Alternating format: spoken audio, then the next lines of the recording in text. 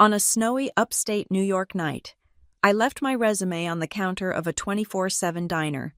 3 hours later, a private number called. "Does this resume belong to you?" At midnight, a helicopter blade ripped through the snow outside my motel window. A man stepped out, claiming to be the grandfather I never knew. He said, "Tonight, we take back everything they stole from you. We start with the name they used to hold you down." My name is Zoe Foster. 3 days ago, I was a senior risk analyst at Helio Quarry Brands. Tonight, I was just a woman in a cheap motel room, staring at a snowstorm, wondering how my life had unspooled so quickly. The drive from Boston had been a surrender. I'd left the city limits just as the first serious snow began to stick, pushing my sedan north toward the blurred line of the Adirondacks. River Forge was a town you went to when you wanted the grid to forget you. It was pine trees, mountains, and weak cell service. After the last 3 months at Helio Quarry, a sprint of acquisitions and regulatory deadlines that had bled into 90-hour weeks, I needed the silence. I needed the anesthesia of the cold. My body was still vibrating with the phantom hum of the office. The burnout was more than just fatigue. It was an erosion. I felt thin, stretched transparent, my relationships, my apartment, my health. I had fed all of it into the corporate grinder, and I had nothing left to show for it but a dull ache behind my eyes and a paycheck that barely covered the cost of existing in Boston. The diner appeared through the curtain of snow around 10 p.m., a low, flat building buzzing with neon, advertising open 24/7. It was the only sign of life for miles. I needed coffee. I needed a moment to think that was not my car and not yet a motel. I took the resume with me. It felt stupid, carrying a CV into a roadside diner, but it was the only solid thing I had left. It was 3 pages of proof that I existed, that I was competent. I had spent the last week polishing it, tweaking the kerning, agonizing over verb choice. It was my lifeboat. I slid into a cracked vinyl booth. The diner smelled of old coffee and frying oil.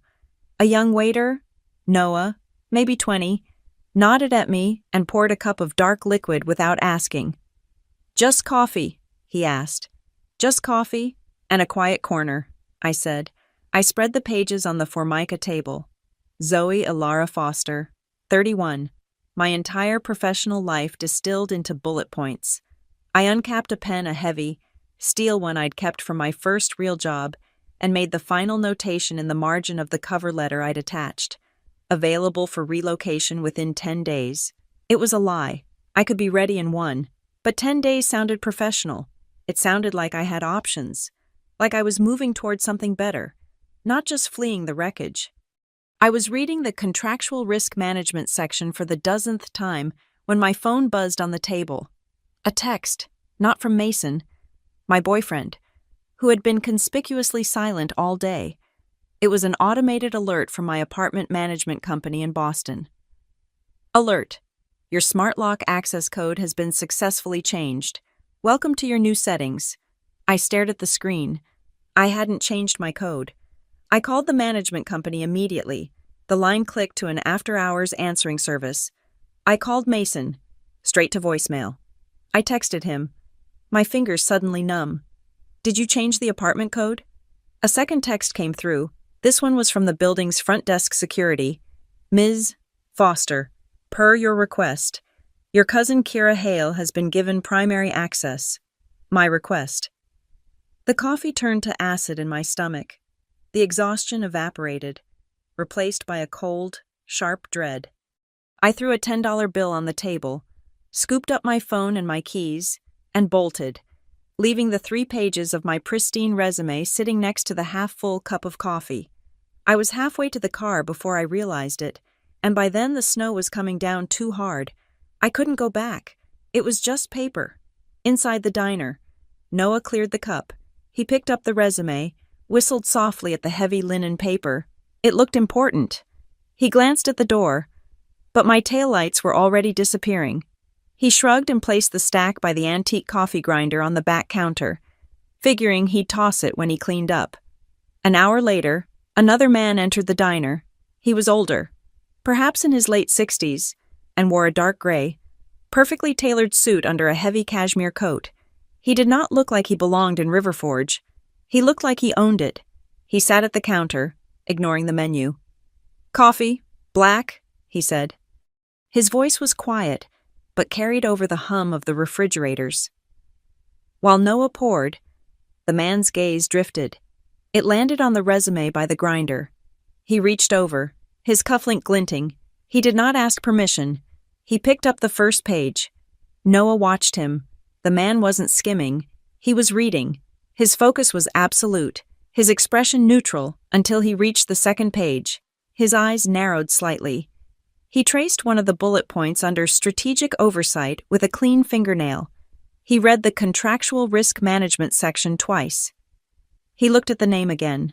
Zoe Alara Foster. He took out his phone, looked at the resume, and typed a query. He waited. Then, he dialed. I found the only motel in River Forge with a vacancy sign still lit.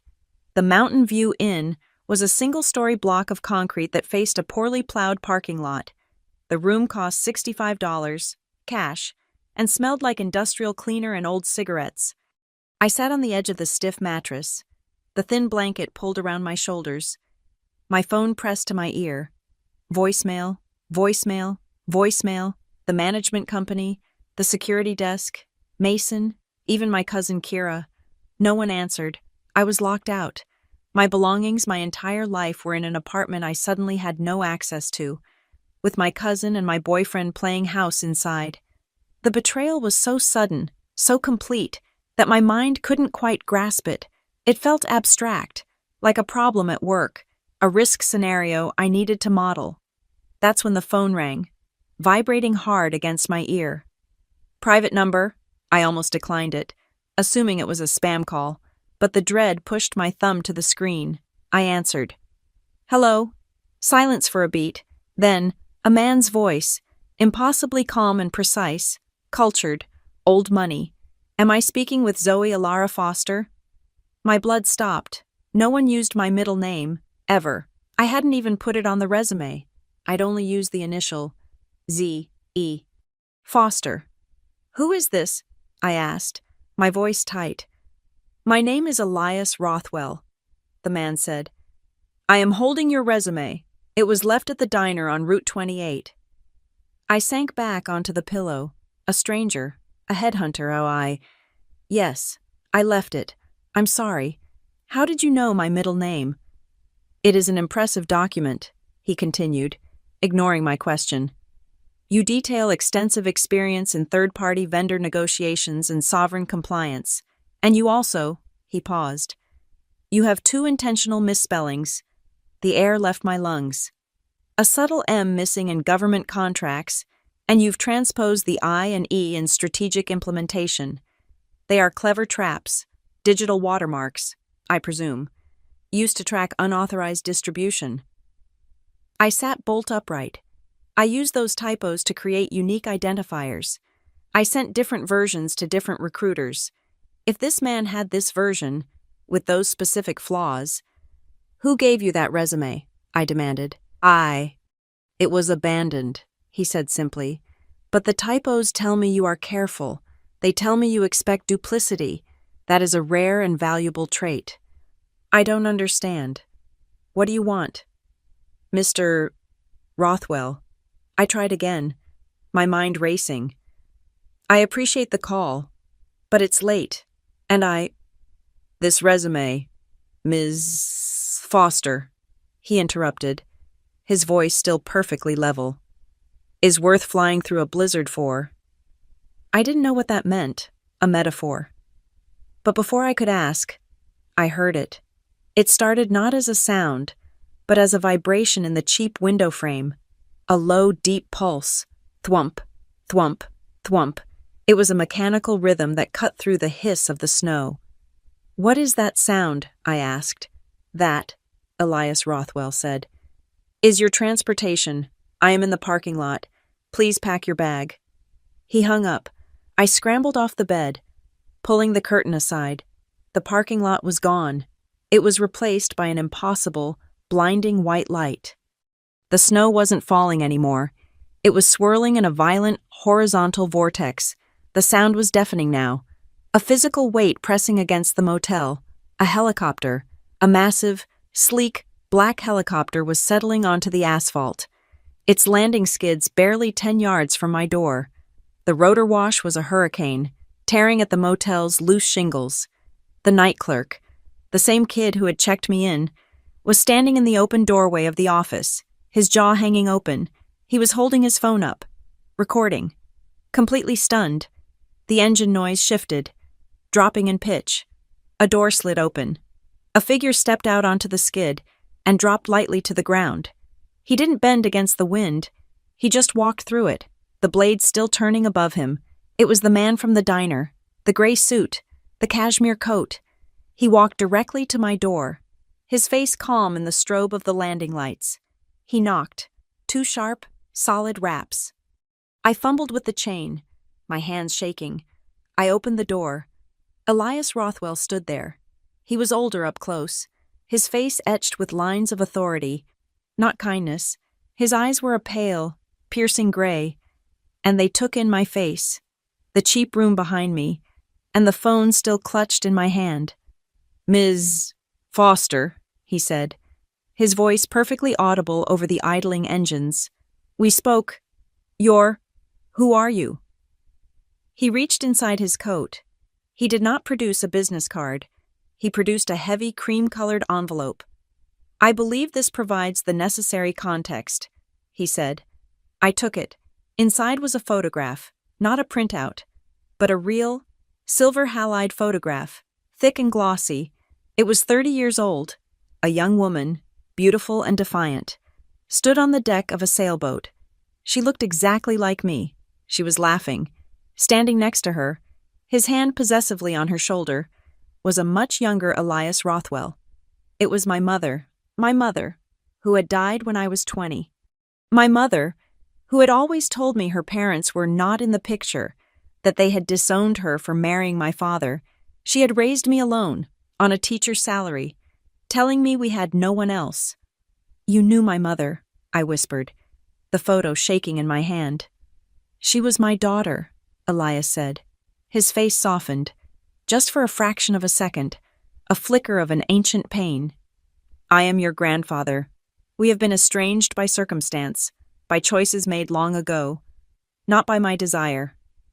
He looked past me, at the motel room, then back at my face. "And I find you here, 31 years old, a brilliant resume in your hand, and locked out of your own life by petty thieves." He knew. I didn't know how he knew, but the certainty in his voice was absolute. "I don't understand," I said. It was the only thing I could say. He nodded toward the waiting helicopter, the open door. "I did not fly through a blizzard to reminisce.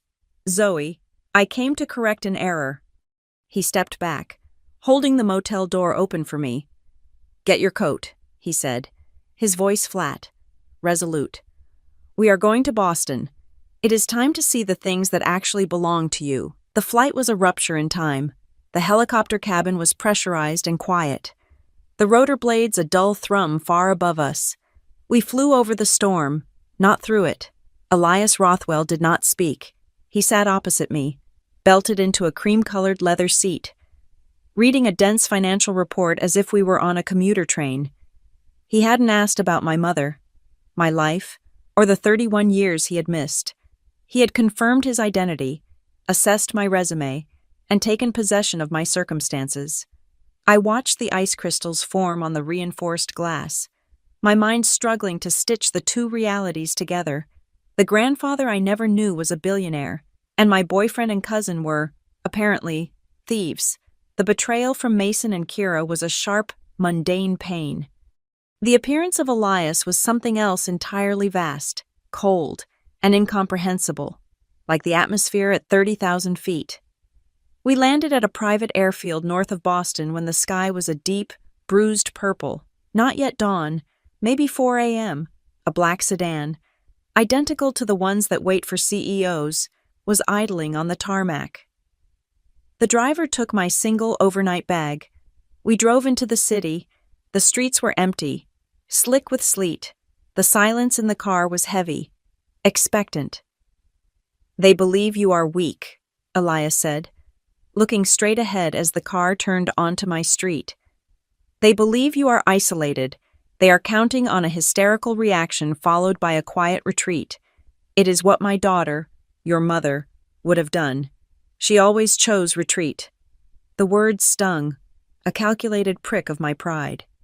"I am not my mother," I said. "That is what the resume suggests," he replied.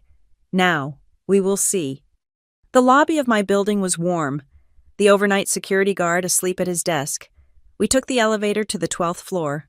Elias remained 2 steps behind me, an observer. I walked down the familiar carpeted hallway to my apartment, 1214. The smart lock on my door looked different. The faceplate was new, a more expensive model than the one the building provided. My key fob, when I held it up, resulted in a sharp, negative beep beep beep and a red light. My access code. My mother's birthday. I typed it in. Access denied. Rage. Cold and pure. Washed over the shock. I balled my fist and struck the door. Not a panicked pounding, but 3 heavy, measured blows. I heard movement inside, muffled voices, a chain being drawn. The deadbolt turned. The door opened 4 inches. My cousin, Kira Hale, peered out. Her blonde hair was a mess from sleep. She was wearing my gray silk robe, the one Mason had given me for Christmas. Her eyes widened, first in surprise, then in a slow, dawning satisfaction. "Zoe, my God, what are you doing here? It's the middle of the night. Why is the lock changed? Kira, where is Mason?" "He's asleep," she lied. Pulling the robe tighter, I pushed the door. She stumbled back, and I stepped into the entryway of my own apartment, and my world tilted. It was my apartment, but it was wrong. The smell was wrong. It smelled like Mason's mother. Cynthia, a heavy gardenia perfume. My large abstract painting from the entryway was gone, replaced by a cheap, gilt-framed mirror. My coat rack was overflowing with coats I didn't recognize. In the living room, my modular sofa had been rearranged, my books, my possessions. My entire life had been packed into a dozen cardboard banker's boxes stacked against the far wall. Labeled in Kira's sloppy handwriting, Zoe, storage, Mason was in the kitchen, illuminated by the light over the stove. He was wearing boxers and a t-shirt, stirring something in a saucepan. He froze when he saw me, the spoon halfway to his mouth. "Zoe," he breathed. He looked pale, guilty, and terrified. "What is this?" I demanded. My voice was steady, lower than I expected. "What did you do?" "Honey, who is it?" A voice called from my bedroom. Mason's mother, Cynthia Dallow, emerged, tying the belt on her own bathrobe. She stopped dead. Behind her, Mason's father, in pajamas, squinted at me. They were living here, all of them. Cynthia was the first to recover. She put on a look of strained pity. "Zoe, we didn't expect you back. We thought you'd be in Riverforge for the week." "You changed my locks," I said. Kira stepped up beside me, her arms crossed. The fear was gone, replaced by a brazen smirk. "We had to. Zoe, you just left. You abandoned the lease. I went upstate for 2 days," I said, my voice vibrating. "You took your resume," Kira countered, gesturing to the empty spot on the hall table where I usually dropped my work bag. "You were clearly planning on leaving. You've been complaining about Helioquarry brands for months. When we saw you'd packed..." "You packed my things," I stated. "We were just helping." Kira's voice rose, theatrical. "Mason was so worried. He told us you were breaking down, so we came to help. We're just keeping the place warm until you figure things out." The gaslighting was so profound, so complete. It was almost brilliant. They had created a narrative where I was the unstable one, the one who had fled, and they were the rescuers. "Get out," I said. "No," Mason's father said, stepping forward.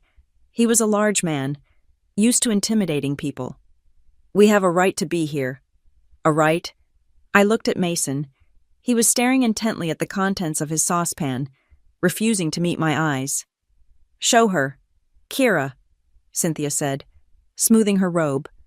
Kira walked to my dining table. On it, next to a stack of their mail that had been redirected here, was a single printed document. "It's all legal. Zoe, we signed a new co-lease agreement with the building. Mason handled it." I picked up the paper. It was a standard tenancy addendum. It listed Mason Dallow and Kira Hale as primary tenants, and me, Zoe Foster, as a departing occupant, and at the bottom, next to their signatures, was mine. My e-signature. My stomach dropped. It wasn't a forgery, not in the traditional sense. It was a perfect, high-resolution copy, a digital clone. I knew exactly where it came from. 3 months ago, I had signed an executive NDA for a sensitive project at Helio Quarry. The file had been too large for the e-sign portal, and Mason, an IT consultant, had offered to help. He said he needed to extract my signature as a transparent vector file to overlay it on the PDF. I had trusted him. He had saved a copy. "This is fraud," I said, the words tasting like ash. "That's your signature," Kira chirped. "The management company accepted it." "Mason," I said, holding the paper out. "Mason, look at me." He finally looked up. His eyes were shot through with red. He looked weak. "Zoe, it just made sense. My parents sold their house. Kira's lease was up. You were never here. We needed a place. It's just an apartment. Zoe, it's my home," I whispered. "Well, it's ours now," Cynthia said. She walked past me to the main wall, where she was holding a large, framed photograph. It was their family, Mason, his parents, his sister, all smiling at some beach. She lifted it to the hook where my favorite painting used to hang. "This will look much better here. It just brightens up the whole room." The casual cruelty of it, the erasure, was staggering. Kira, enjoying her victory, walked to my open wallet, which they'd tossed on top of one of the boxes. She pulled out the supplementary credit card linked to my primary checking account. "And you really need to get your finances in order, Zoe," Kira said, reading the embossed numbers. "I mean, thank God I'm here to manage things. I had to pay the electric bill yesterday." She then announced, to the room, "She's still got a $5,000 limit on this thing. Can you believe it? After all her complaining about being broke." She had logged into my bank. She had seen my accounts. The e-signature was the entry point, but the invasion was total. My gaze drifted from her, scanning the room, my analyst brain, the part of me that looks for patterns and discrepancies, finally switched on. The bookshelf in the corner. It was angled slightly inward. It wasn't flush with the wall, and tucked between a biography of Rockefeller and my old corporate finance textbooks. I saw it. A small, black, cylindrical object, a single, dark lens, a hidden camera. It was aimed at the living room. Mason, he must have put it there, to watch me, to record my breakdown, to gather evidence for their story that I was unstable. I felt the floor drop out from under me. The man I had lived with for 2 years was not just weak. He was calculating. He was malicious. I turned and walked out. I pulled the door shut behind me, leaving them in my home. Elias Rothwell was exactly where I had left him. Standing by the elevators, he had not moved. His face was unreadable. He had heard everything. The thin walls of the modern building had carried every word. I leaned against the wall, my hands shaking so violently I had to clench them into fists. "I want to call the police," I said. "You could," Elias said, his voice calm.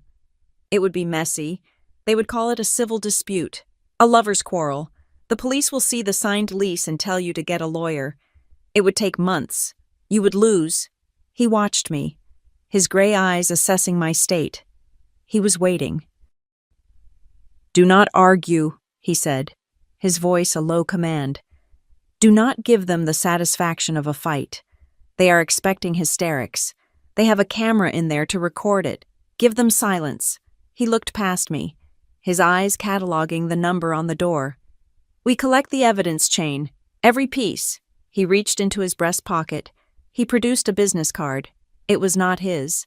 The cardstock was imposs, models, heavy as a playing card, with crisp, engraved lettering. Harbor Pike, LLP. Below the law firm's name, someone had written in sharp, precise graphite Appendix R trigger on misrepresentation. "What is this?" I asked. "Harbor Pike are my attorneys," he said. "The notation is for you. Appendix R." The phrase echoed in my memory. It was from the Helio Quarry Brand's employee handbook, a deep cut, buried in the corporate governance section. A clause I had glanced at once during onboarding. It was a morals clause, but a specific one. It defined consequences for any employee who engaged in fraudulent conduct, misrepresentation, or identity theft, whether in a professional or personal capacity. If said conduct threatened the firm's reputation, "They used my signature," I said, the pieces clicking into place. "Kira accessed my bank accounts. Mason is a senior IT consultant. He stole my digital signature from a company document. He used a privileged asset obtained during his employment to commit fraud," Elias clarified, "which triggers Appendix R, and you," he added, "are a senior analyst at the same firm. They have created a situation." He put his hand on my shoulder. It was not a gesture of comfort, it was a gesture of grounding. "Do not seek justice tonight, Zoe. Justice is a sentiment. Seek leverage, now," he said, steering me toward the elevator. "We will get you a hotel room, and then you will call Harbor Pike. We will initiate a digital forensics review and a full asset lockdown. They wanted your apartment. We will ensure they are left with nothing else." I looked back at the closed door to 1214. I could hear Kira laughing inside. The shaking in my hands stopped. The cold, analytical focus I used to dissect flawed contracts settled over me. Elias Rothwell was right. They expected hysterics. I would give them strategy. We did not go to a hotel. We went to the hotel. Elias maintained a permanent suite at the top of the tallest residential building in Boston, a space of sterile, quiet luxury that was the antithesis of the motel in River Forge. It was all glass, pale wood, and views of the harbor, which was just beginning to reflect the cold gray light of 5 a.m. "You have 24 hours, Elias said, handing me a fresh, encrypted laptop. "The legal process is a hammer. It is powerful, but it is slow. The digital process is a scalpel. It must be used quickly." I sat on a sofa that cost more than my car, my adrenaline overriding my exhaustion. The analyst in me, the part that had been dormant and burned out, was coming online. The trauma of the apartment invasion was being compartmentalized. It was no longer a personal violation. It was a data breach. "First," I said, my voice hoarse, I opened the new laptop. It booted in seconds. "I secure my perimeter." I logged into my primary bank. My hands were shaking, but my keystrokes were precise. I went straight to account management. Supplementary card for Kira Hale. Access revoked. I changed my passwords, every single one. Banking, email, utilities, social media, work portal. I used the laptop's random string generator, unknowable, unguessable. Then, I set the alerts. The prompt from Kira's taunt about the $5,000 limit echoed in my head. I went to the notification settings. Alert on any transaction attempted over $50. My phone would now ping on every coffee, every cab, every desperate attempt. "They have my social security number," I said, thinking of the lease agreement. "Assume they have everything," Elias said. He was on the phone, speaking quietly to someone. "Yes, full forensic retrieval. I want the device logs, cloud backups, and a mirror of the drive. Authorization is Rothwell Priority 1. Activate them." He hung up and looked at me. "A digital forensics team from Harbor Pike is mobilizing. They will be here in 1 hour." "Before they get here," I said, "I need to check something." I logged into my personal email. Mason knew the password.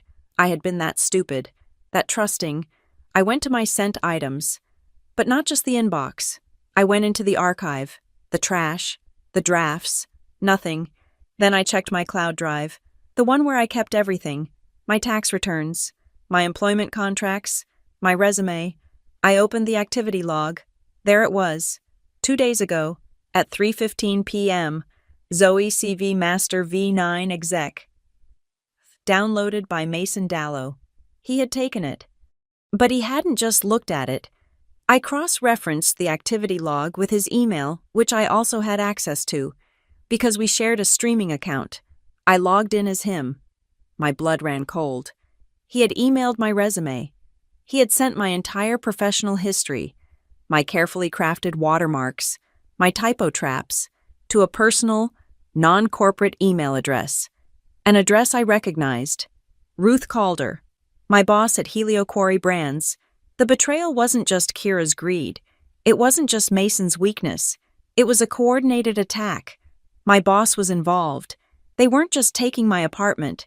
They were trying to sever my career. The typo traps, the missing M in government. It was all there. I now had a digital chain of custody linking my boyfriend to my boss in a conspiracy to access my private files. The doorbell chimed, not a buzzer, but a soft, expensive chime. Elias opened the door. 2 people, a man and a woman, entered. They were young, dressed in sharp, unassuming business casual, and carrying heavy silver Pelican cases. They were the digital forensics team. "Ms. Foster," the woman said, shaking my hand. Her grip was firm. "We're here to help. We understand there's been an unauthorized access event." For the next 3 hours, I was an analyst again. I walked them through my bank accounts. I showed them the activity log on the cloud drive. I gave them the login to Mason's email. I showed them the fraudulent lease agreement with the lifted e-signature. The woman nodded, her expression grim. "The signature vector theft is clear. He likely pulled it from the NDA you mentioned. It's sloppy, but effective with a lazy building management company." "And the camera," I said, my voice low. "He installed a hidden camera in the bookshelf." The man looked up from his console. "Do you know the model? Is it Wi-Fi enabled?" "I assume so," I said. "He'd want to access the feed remotely." "Good," he said, not smiling. "If it's on your Wi-Fi network, which they presumably haven't changed yet, we can access it. We'll pull the device ID and its entire stored log. We'll see everything it saw, including him setting it up. While they worked, I made my own call. I used the Harbor Pike card Elias had given me. Harbor Pike, how may I direct your call?" "I need to speak with your litigation department," I said. "My name is Zoe Foster. It's regarding a property fraud and identity theft matter, referred by Elias Rothwell." The line clicked once. I was transferred to a senior partner. By 9 a.m., the counteroffensive was fully engaged. First, the lawyers from Harbor Pike, armed with my affidavit and the digital proof of the signature fraud, filed an emergency notice to quit with my building's management. It was not a request. It was a notification of immediate and incurable breach of lease. It stated that the co-lease agreement was null and void due to its fraudulent inception. Second, I personally emailed the management company, attaching my original lease agreement. I highlighted the clause I had insisted on when I moved in Section 12B, no subletting, co-leasing, or transfer of tenancy is permitted without the original lessee's wet ink signature. Any violation renders the agreement void and incurs a penalty of 2 times the monthly rent.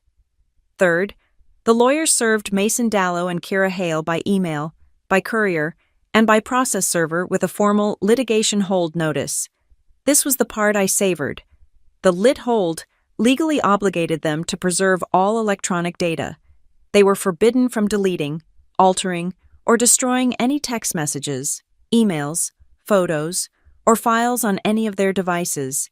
If they deleted a single text, it would be spoliation of evidence, a crime that carried massive legal penalties. They were trapped. The panic must have been setting in right about the time the process server banged on the door of 1214. By noon, the forensics team had a clearer picture. "It's worse than we thought," the woman said, turning her screen toward me. Kira Hale didn't just access your bank accounts. She ran a credit check on you. She showed me the alert from a credit bureau. Kira had used my social security number, which Mason had clearly supplied from my stolen files, to apply for 3 different high-limit credit cards. One was approved, the woman said. A $5,000 line of credit at a major department store. She also opened a new cell phone plan in your name. This was no longer a dispute. This was felony identity theft. Elias had been silent, watching the proceedings from the dining table. The lawyers, the forensics team, the flow of data. He observed it all like a general. The senior partner from Harbor Pike called the suite's landline. Elias put it on speaker. Mr. Rothwell, Ms. Foster, we have them, the lawyer said, his voice crisp. The signature fraud is concrete. The identity theft is a clear criminal matter. The conspiracy with the Helio Quarry employee, Ruth Calder, adds a layer of corporate malfeasance. We can have them arrested by nightfall. We can have the police remove them from the apartment immediately. It will be loud, public, and decisive. I closed my eyes. I imagined Kira in handcuffs. I imagined Mason being walked out of our lobby. I imagined the relief. But, the lawyer continued, a criminal case takes time. It moves to the DA. You lose control of the narrative. They become victims of the system. It gets messy. What is the alternative? Elias asked. A civil execution, the lawyer said. We have them on multiple felonies. We have leverage that is absolute. We can draft a resolution that gives Ms. Foster everything she wants, quietly, in the next 12 hours. Elias looked at me. His gray eyes were analytical. He was not pushing me. He was testing me. He was waiting to see what I was made of. It is your decision, Zoe, he said. The law can be a blunt instrument, or it can be a scalpel. You can have them arrested. That would be clean. What do you want, besides clean? I thought about Kira's smirk, Cynthia Dallow hanging her family photo on my wall, Mason's cowardice, the hidden camera. Clean isn't enough, I said, and my voice surprised me with its clarity. A criminal charge is public, but they can plead it down, they can cry, they can play dumb. I don't want them arrested. I leaned forward. I want public acknowledgement. I want a confession, and I want binding consequences that I control, not a district attorney. The lawyer on the phone was silent for a moment. I could almost hear him smile. Excellent, the lawyer said. In that case, we will draft a stipulated judgment. It's a settlement, but it's filed with the court. In it, they will be required to admit, in writing, to the fraudulent signature, the unauthorized access, and the identity theft. They will agree to vacate the apartment within 24 hours. They will agree to pay all legal fees, the penalties on the lease, and full restitution for the fraudulent credit. They will agree to a permanent restraining order. They will surrender all devices for a forensic wipe. And if they refuse, I asked. If they refuse, we file the criminal charges immediately. They won't refuse, the lawyer said. But here's the beauty of it. If they sign this agreement, and then violate it in any way, if they miss a single payment, if they try to defame you, if they come within 500 feet of you, the judgment triggers automatically. The confession becomes a permanent, public court record, and a warrant is issued. It is a leash, and you will be holding it. Do it, I said. Send it to them now. That night, the snow began to fall again, thick and heavy, covering Boston in a blanket of white. I stood at the floor-to-ceiling window of the suite, watching the storm. I was holding a mug of coffee. The forensics team was gone. The lawyers were finalizing the judgment. Elias was in his study, taking calls. I looked down at my hand, the one holding the mug. 6 hours ago, it had been shaking so violently I couldn't grip a pen. Now, it was perfectly still. The stipulated judgment was a bomb delivered on legal letterhead. The response was immediate. At 6 a.m., my phone, which had been silent for 2 days, lit up, not with alerts, but with the desperate, frantic calls of the trapped, Mason, Kira, Cynthia Dallow. They had 24 hours to sign, or the criminal charges would be filed. Their panic was a dull noise in the background of my new reality. I ignored the calls. My new reality was Elias Rothwell, sitting across a vast mahogany table in his suite, reading a stack of physical newspapers. He hadn't asked me about the apartment, about Mason, or about my mother. He had provided the infrastructure for my counterattack, and now he was simply observing. "You slept for 4 hours," he noted, not looking up from the Wall Street Journal. "It was enough," I said. I was dressed in a clean, severe black sheath dress I'd had the hotel's concierge purchase for me. The old Zoe was gone, the burned-out, accommodating. "Please like me," Analyst was packed away in those cardboard boxes with the rest of her life. "Your legal problem is on a timer," he said, folding the paper with a crisp snap. "They will sign. They have no choice. Your professional problem, however, is just beginning." He was right. The forensics team had confirmed Mason had sent my resume, my typo-trapped, watermarked resume, directly to Ruth Calder's personal email. My boss was, at best, complicit in a massive breach of my privacy and, at worst, an active participant in the conspiracy to oust me. "Ruth," I said. "Ruth," he agreed. "She has your resume. She knows Mason is compromised. She will assume you are compromised, a liability. She will move to sideline you before you can become a problem." "I have to go in," I said. "I can't just not show up." "You will walk in there as if nothing has happened," Elias said. "You will do your job. You will let her make the first mistake." Walking into the offices of HelioQuery Brands was like surfacing for air. The hum of the servers, the smell of stale coffee, the fluorescent lights, it was all painfully familiar. But I was seeing it with a new, cold clarity. I was no longer an employee. I was a risk analyst assessing a compromised system. People looked up as I walked to my desk. Whispers followed me. I had been offline for 2 days after a known 90-hour work sprint. The assumption was burnout. A breakdown. Ruth Calder's glass-walled office was at the head of the department. She was on the phone, but she saw me. Her eyes widened just a fraction, and the professional mask of concern snapped into place. She beckoned me in. "Zoe, my God," she said, hanging up the phone. She was a woman who lived on cortisol and expensive salads. "I've been so worried. I heard there was some incident at your apartment. Are you all right? Do you need time?" It was a test. She was probing, trying to see what I knew, how stable I was. "I'm fine, Ruth," I said, my voice even. I did not sit down. "It's a legal matter now. It's being handled." The word legal hung in the air between us. Her smile tightened.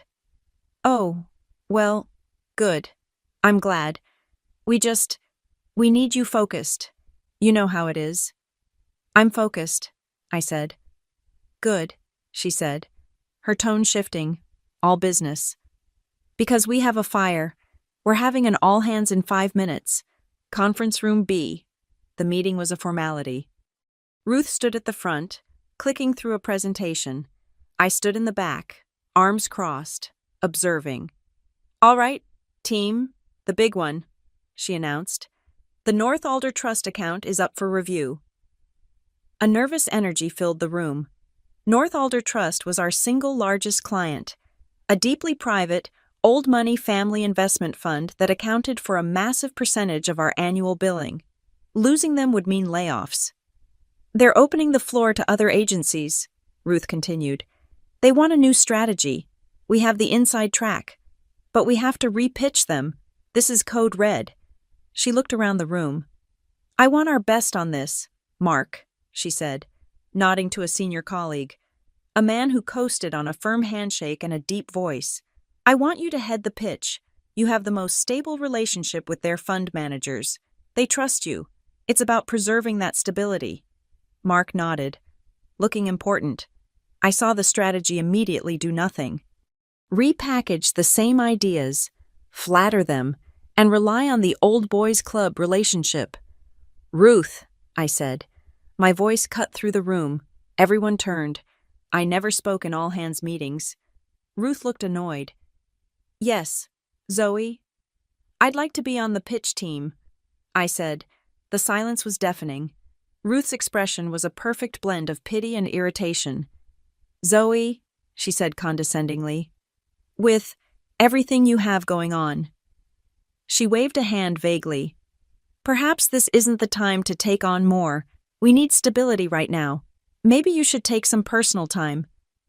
She was sidelining me, using my own victimization, which she was complicit in, as the excuse. I'm fully focused, Ruth, I said, my voice like ice. I have some specific ideas on a new framework for their brand integrity. I believe their current strategy is high risk. I'd like to submit a proposal. Ruth was trapped. She couldn't publicly declare me unstable or unfit without inviting an HR complaint. She gave me a brittle smile.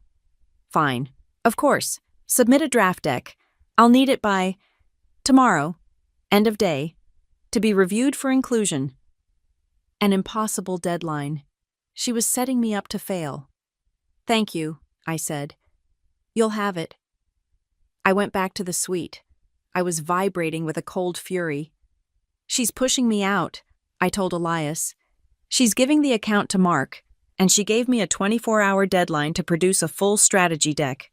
Elias was at the window, looking down at the harbor. North Alder Trust, he said, as if tasting the words. Yes, a huge family fund, conservative, private, based in New York. It is, he said, turning to face me. It is one of the primary branches of the Rothwell Holdings family office.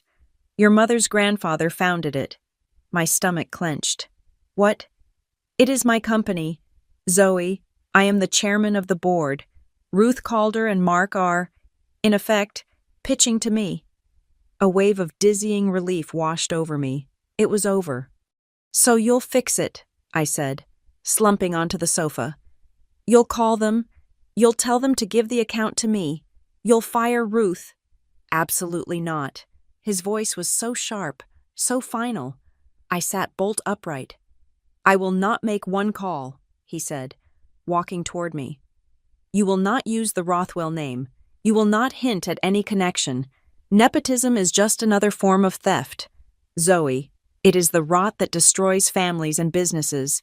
I did not fly through a storm for that. But, Elias, she's cheating. She's working with Mason. They're trying to destroy me. And you will stop them, he said. You will not win this because you are my granddaughter. You will win this because you are better than they are. You will win this the same way you are winning back your apartment with superior data and airtight strategy. Your boss thinks you are a hysterical, emotional liability. Prove you are a strategic asset. He paused, his gray eyes pinning me. She is trying to box you in with your personal life. She is attacking your boundaries, so use it. I looked at him, confused. Use what boundaries are business, he said. Your entire life was just breached because of a catastrophic lack of boundaries. You, Mason, Kira, your professional life is being threatened by a boss who has no boundaries, who feels entitled to your private files. Use that. Make your boundaries your strategy. I stared at him, and the idea, it began to form. I worked through the night. The burnout was gone, burned away by the adrenaline and the rage. I was no longer a victim. I was a strategist. I opened a new, blank presentation.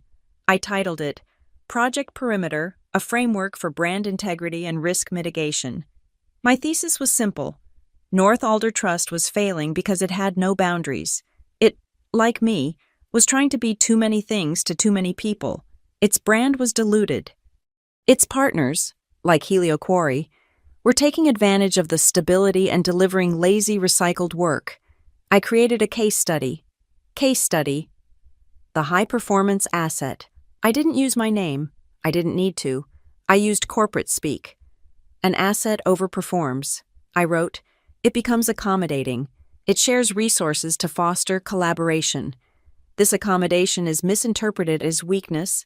Unchecked access is granted. Key intellectual property is co-opted. The asset becomes compromised. The brand is diluted. Trust is eroded. I turned my life into a business model.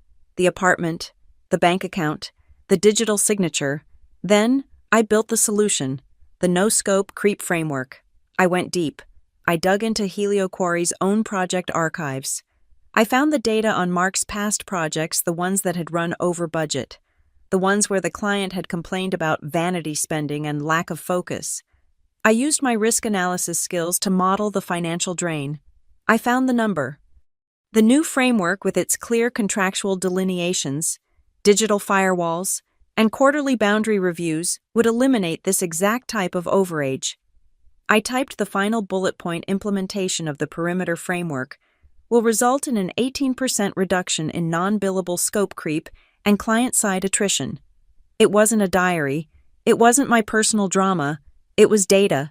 It was an ironclad, numbers-backed argument that proved their current stable strategy was, in fact, bleeding them dry.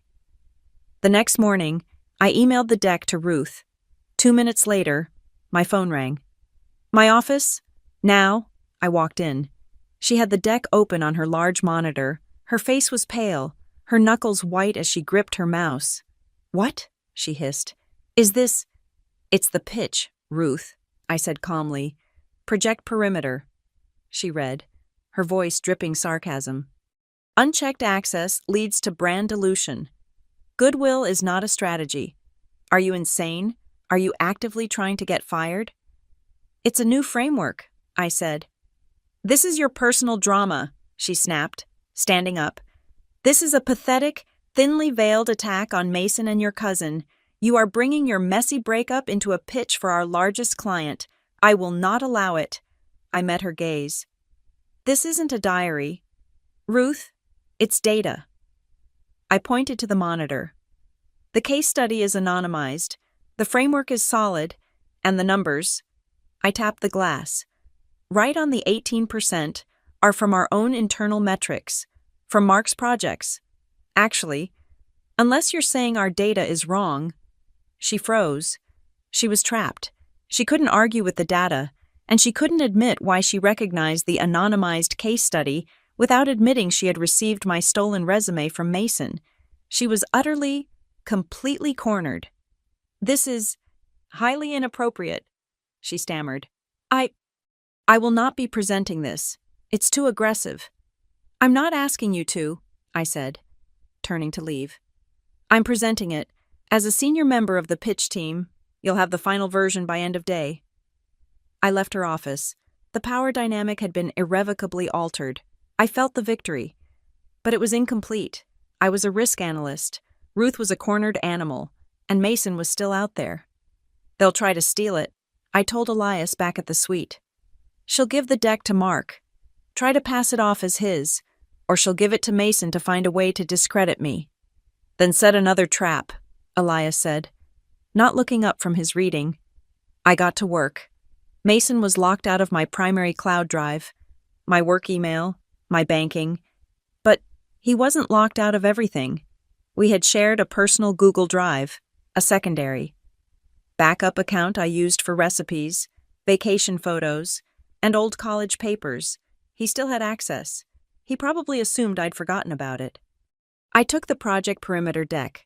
I uploaded it to that drive, but it was a different version, a digital Trojan horse. I embedded a new set of invisible watermark tracers in the metadata. I inserted a tracking pixel in the file itself, and I changed one tiny thing. On slide 7, in the financial chart, I changed a single data point, not the 18% figure, but one of the inputs, a number in a dense column that was visually indistinguishable, but digitally distinct. A new typo trap, this one numerical. I baited the hook. I didn't have to wait long. I sat at the mahogany table, watching my activity log. 2 hours later, ping, access detected, my stomach tightened. Project Perimeter v2.pdf. Opened by Zoe, personal, backup Gmail, com, but I wasn't logged into that account. I checked the access log. The IP address was masked, routed through a public coffee shop Wi-Fi network, but the device ID, the unique digital fingerprint of the machine, it was one I recognized. It was Mason's laptop. He was still watching me. He was still trying to get in, and he had just taken the bait. He had stolen the deck, again. He had just handed me the final, irrefutable link in the chain, his active, willing participation in corporate espionage, all at Ruth's direction. I looked at the screen, the proof of the second leak. Elias finally looked up. He saw the cold satisfaction on my face. "He took it," I said. "He has the compromised file. I've got them." Elias nodded. "Once. Good. The pitch is in 3 days. Do not show your hand. Let them think they have the stolen advantage. Let them prepare to fight the woman you used to be." The stipulated judgment, delivered electronically at 9 a.m., detonated their fragile conspiracy. The deadline to sign was 5 p.m. Failure to sign meant the immediate filing of criminal charges for identity theft, wire fraud, and conspiracy. My phone, which I had placed on the suite's heavy mahogany desk, began to vibrate. It didn't stop for an hour. It was a percussion of panic, dozens of calls. Kira, Mason, Cynthia Dallow, Mason's father. They left frantic, sputtering voicemails. They sent a barrage of texts that cycled through confusion, indignation, and finally, terror. I listened to none of them. I was busy working on the Project Perimeter pitch, refining the data, sharpening the argument. The legal matter was a distraction, a piece of administrative cleanup.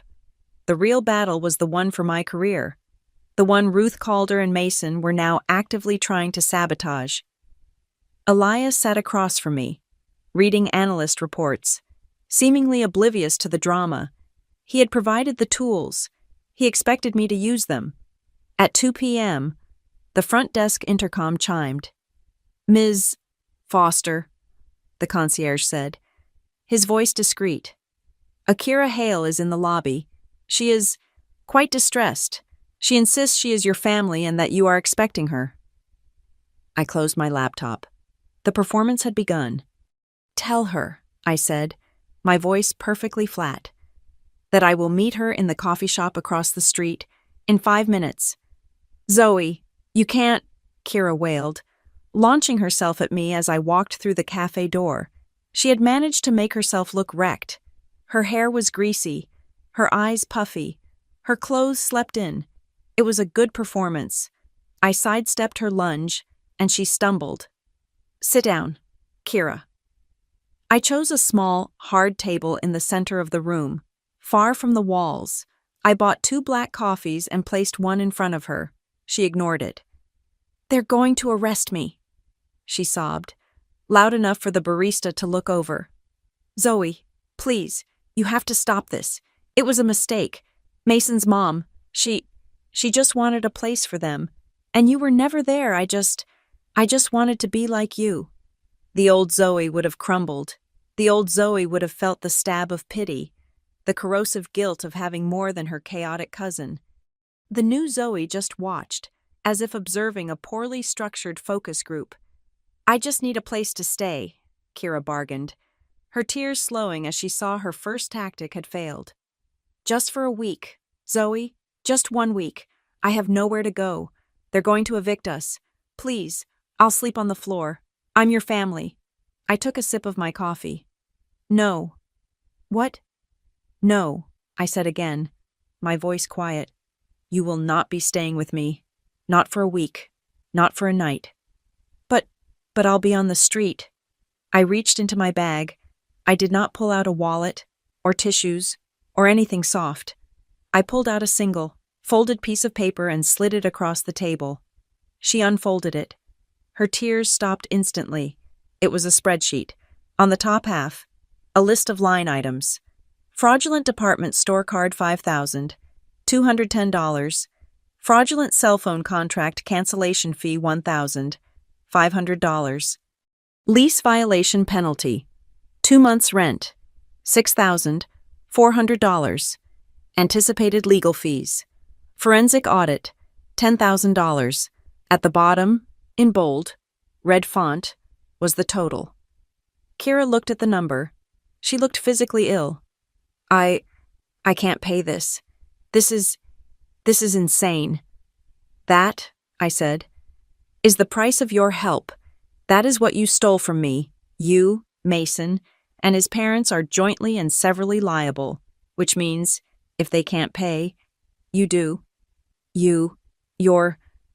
Now look at the bottom half, I said. She lowered her gaze.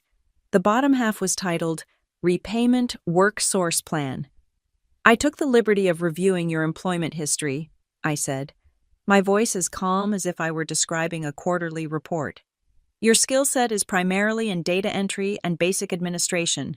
I have identified 3 temp agencies that have immediate openings for evening shift medical transcription. I have also found a catering company that needs weekend staff. If you work both jobs, and we garnish 50% of your wages, you can pay your share of this debt off in approximately 36 months. Kira stared at the paper, her mouth open. The victim mask had fallen away, revealing the stunned, petulant child beneath. You're cruel, she whispered, her voice venomous. You're actually cruel. After everything my mom did for you when you're mom. You're a monster. Zoe. I finished my coffee and stood up. No, Kira. For my entire life, I have been accommodating, I have been nice, I have been ambiguous, because I didn't want to hurt anyone's feelings. That ambiguity is what you and Mason used to justify this. You saw it as a void you could fill. You mistook my kindness for an absence of boundaries. I put on my coat. From now on, I will be cruel to ambiguity. This is not ambiguous. This is clear. You will sign the judgment by 5 p.m. You will start the first temp job on Monday.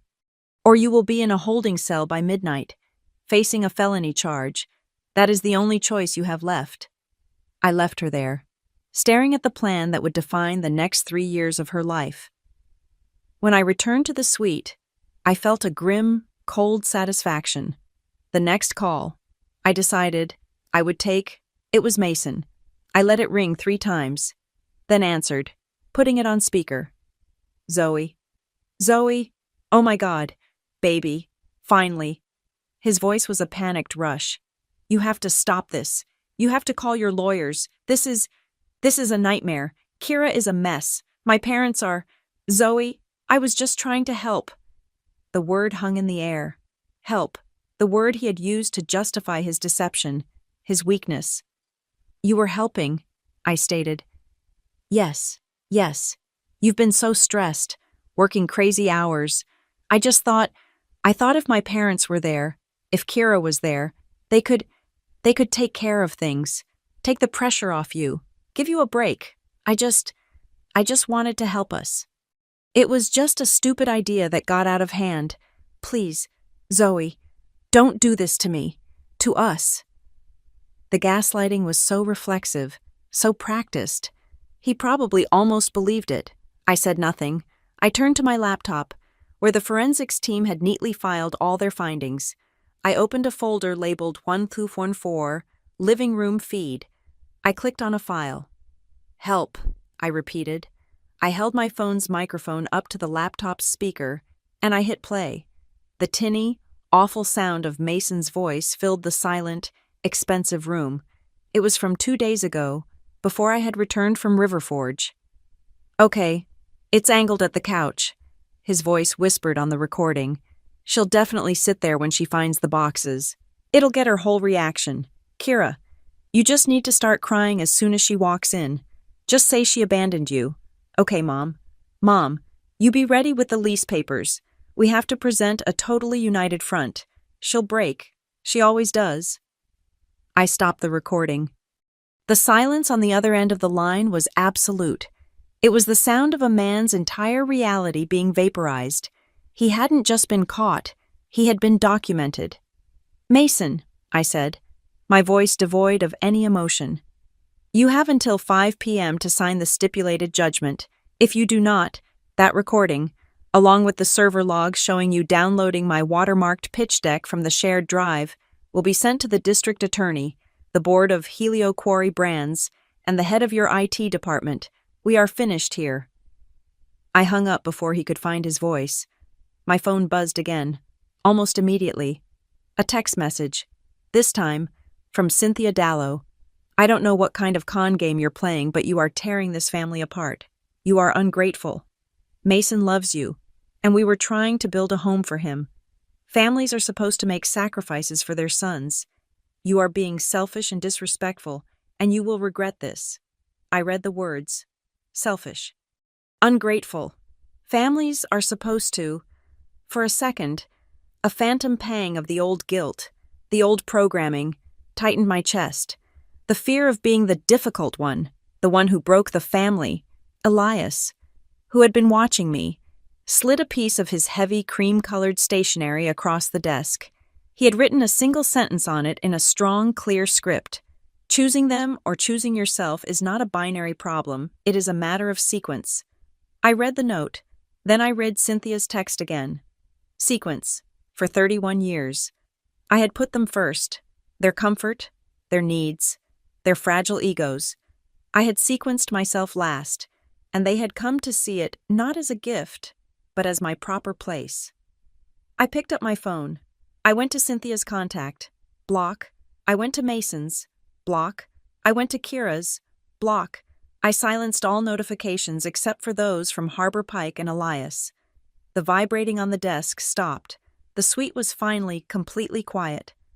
I turned back to my laptop. Project Perimeter. I had a pitch to win. That night, for the first time in years, I didn't dream of deadlines, or arguments, or of falling. I slept for 8 solid, uninterrupted hours. I woke up to the sun rising over the harbor, and I felt, for the first time, not just rested, but ready, at 4:55 p.m., just 5 minutes before the deadline. The email arrived from the opposing counsel. Attached were the executed signature pages for the stipulated judgment. Mason, Kira, and Mason's parents had all signed. They had capitulated. They had agreed to vacate the apartment within 48 hours. They had agreed to the full repayment schedule. They had agreed to the permanent restraining order. They had agreed to surrender their devices for a forensic wipe. They had, in writing, confessed to fraud, identity theft, and conspiracy.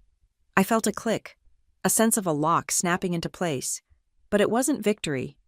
It was just the end of the first skirmish.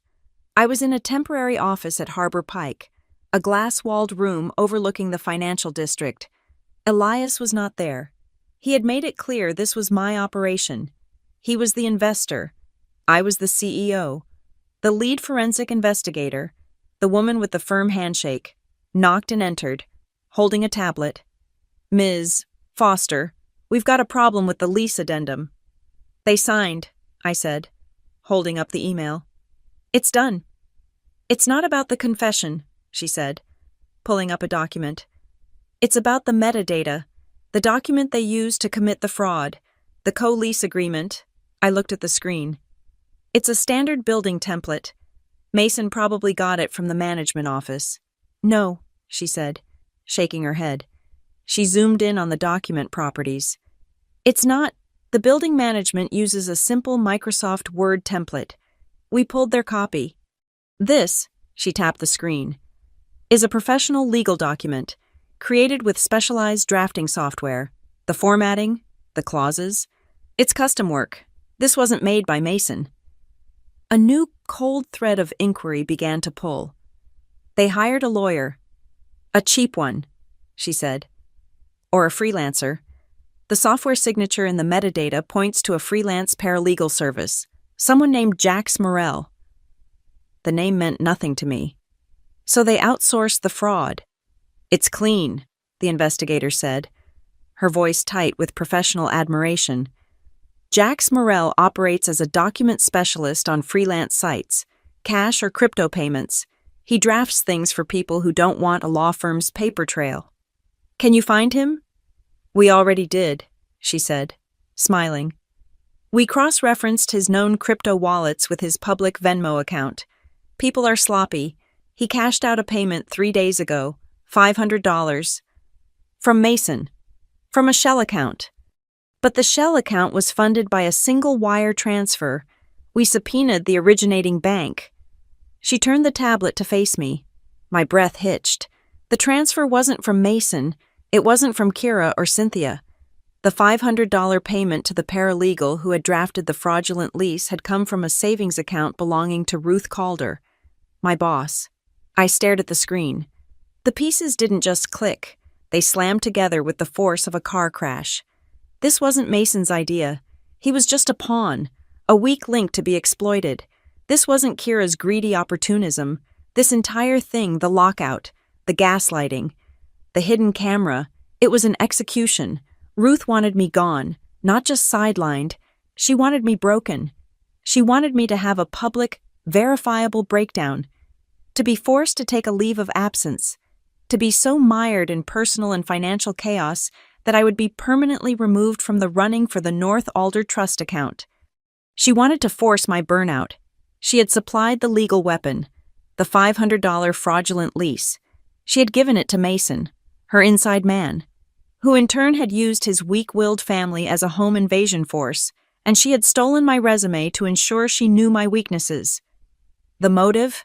I said aloud. It was the pitch. She wanted to clear the field for Mark. She wanted you declared unstable, the investigator confirmed. It's a classic corporate removal, and she used your boyfriend as the trigger. The rage I felt was so pure, so cold. It was almost serene. It was the clarity of absolute zero. Appendix R, I said. The investigator looked at me.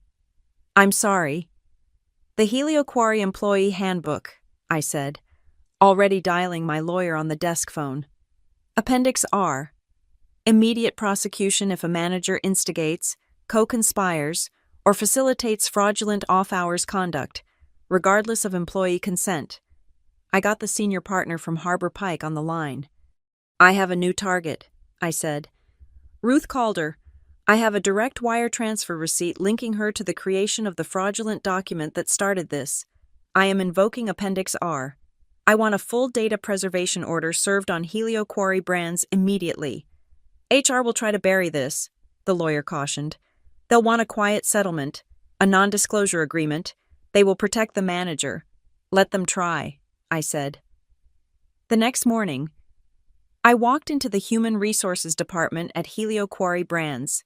I had requested a meeting with the head of HR, a man named Donovan. Zoe, he said, offering a weak, politician's smile. I'm so glad you're feeling better. Ruth told me you were going through a terrible personal episode. My personal episode is now a criminal matter. Donovan, I said. I sat down, placed my phone on the desk between us, and slid a single piece of paper across. It was the wire transfer receipt. He read it. The color drained from his face. This is a very serious allegation. Zoe, clearly, there's a misunderstanding. There is no misunderstanding, I said.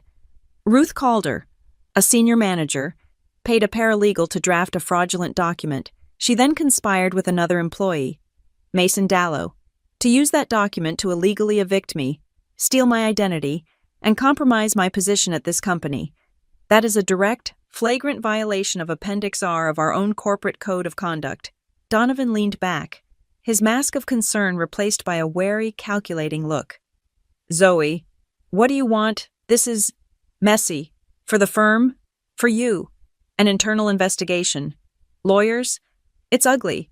Surely we can find a more harmonious path forward, a way for you to feel whole without detonating the department. A harmonious path, I repeated. You mean a settlement.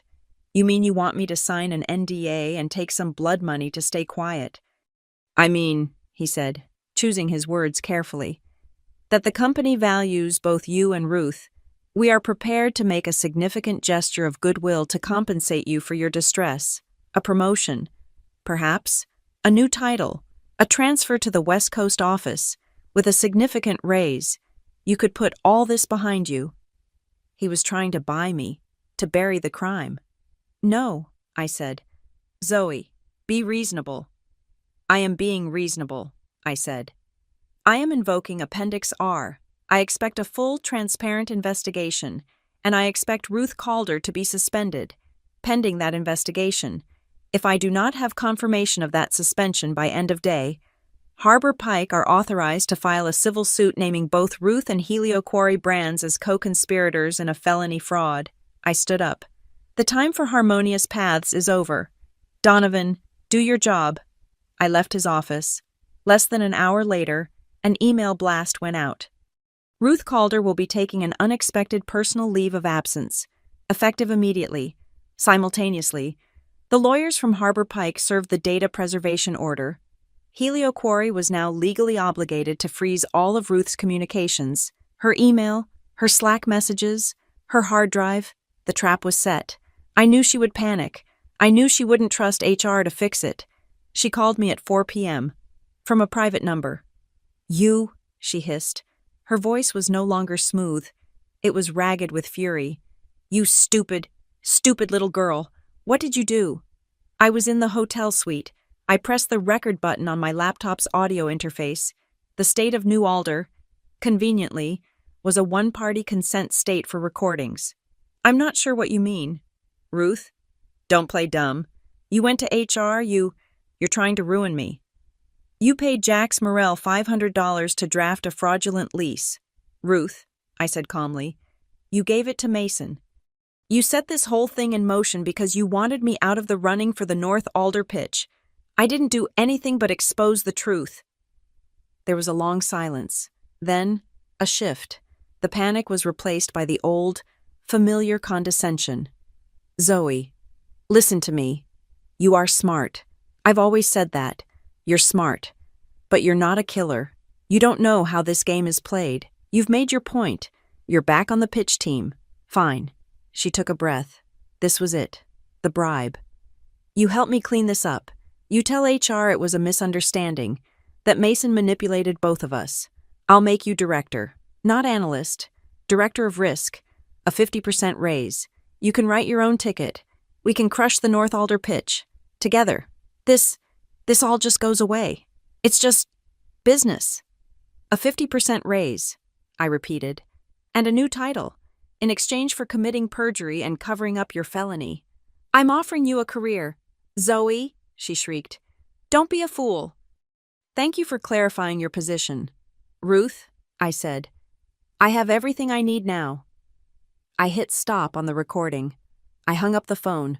While all this was happening, the forensic investigator had been finalizing her report. The litigation hold on Mason's devices had provided the final missing piece. She called me. "We've got the paper trail from Jax Morrell," she said. "We already have that," I said. "It led to Ruth." "Yes, but it led to Mason first. Jax didn't just get a wire transfer. He got an envelope of cash. We pulled the security footage from the parking garage where he meets his clients. 2 days before the eviction, there's Mason, on camera, handing Jax Morrell a thick envelope. The wire transfer from Ruth was just the deposit. Mason paid him the balance, in cash, in a public parking garage. Mason wasn't just a pawn, he was the bagman. The moment I hung up, my phone, which I had unblocked for this very purpose, rang. It was Mason. He was clearly calling from his lawyer's office. I could hear the muffled voice of an attorney in the background. He wasn't calling to gaslight me. He was broken. "Zoe, please." He was weeping. Not the crocodile tears of his previous call, but the raw, abject terror of a man who had been completely and totally cornered. They just sent the footage, the garage, with Jax. I didn't know. Ruth. She told me it was just a standard lease agreement, that she was helping. I didn't know he was... Oh God. Zoe, this is a criminal charge. This isn't just a fight. I'm going to jail." He was panicking. The stipulated judgment he had signed only covered the civil fraud. This new evidence, the cash handoff. The conspiracy with Jax was purely criminal. He was facing prosecution. "Please, Zoe," he begged. "I'll do anything. Anything. Don't let them prosecute. I'll testify against Ruth. I'll give you everything. Just, please don't send me to prison." I listened to him beg. I let the silence stretch out. Elias had asked me what I wanted. I wanted a clean victory. I wanted a public acknowledgement. "You already signed the judgment, Mason," I said. I know. But this is new. Please, whatever you want, I'll sign whatever you want." I looked at the legal pad in front of me. I had already written down the words. "We'll add an addendum to the stipulated judgment," I said, my voice like steel. "You will not be prosecuted for the criminal conspiracy. In exchange, you will do one more thing." "Anything," he sobbed. "My building is having its quarterly tenants association meeting. It's next week. It's mandatory for all residents in the building. You and I said, are going to attend, and you are going to stand up in front of all of my neighbors, and you are going to read a statement, a public, formal, videotaped apology. You are going to admit, on camera, to every single thing you did."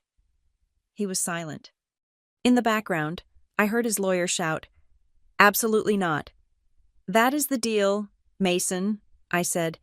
"A public confession, or a criminal prosecution. You have 10 minutes to decide." I hung up. Elias walked into the room, holding 2 cups of tea. He hadn't been in the office, but he had clearly been informed. He moved through the world like a ghost, connected to everything. He looked at me, at the phone, at the audio file of Ruth's confession saving on my laptop. He had not once appeared at Helio Quarry. To them, he was just a name on the North Alder Trust's advisory board, a quiet consultant for the fund. He had not intervened. He had only observed. "The pitch is tomorrow," he said, placing the tea in front of me. "I'm ready," I said. My phone chimed. An email from Mason's lawyer. "We agreed to the terms of the addendum." The Tenants Association meeting was held in the building's sterile community room on the ground floor. It was a place that smelled of industrial carpet cleaner and instant coffee. 50 or 60 residents were crammed into folding chairs, listening to the building manager, a tired-looking man named Dave, drone on about recycling protocols. I sat in the front row. My lawyer from Harbor Pike sat 2 seats away, his briefcase on his lap, observing. Mason sat in a single, isolated chair placed at the front of the room, facing the audience. He was wearing a wrinkled suit, his face a sickly pale gray. He looked like he hadn't slept in a week. "And finally," Dave said, consulting his agenda, his voice betraying his confusion, "we have a community clarification. Per the terms of a legal agreement, Mr. Mason Dallow has a statement to read. This is being recorded for the building's legal records." Dave pointed a small camcorder, balanced on a tripod. At Mason, a red light blinked on. Mason's hands were shaking so badly he could barely unfold the single piece of paper in his lap. It was the addendum, the statement his lawyer and mine had finalized. He began to read, his voice a dry croak. "My name is Mason Dallow," he recited, his eyes fixed on the paper. "For the past month, I engaged in a campaign of fraud and deception against a resident of this building, Zoe Foster." A murmur went through the crowd. My neighbors, people I'd nodded to in the elevator, turned to look at me. I kept my expression neutral. "I conspired to have Ms. Foster illegally evicted from her own apartment," he read, his voice cracking. "I used a fraudulent lease document to do this. I changed the locks, and I moved my family, my parents and my cousin, Kira Hale, into her home without her knowledge or consent." He was choking on the words. His lawyer, in the back, watched him like a hawk. I also, he paused, squeezing his eyes shut.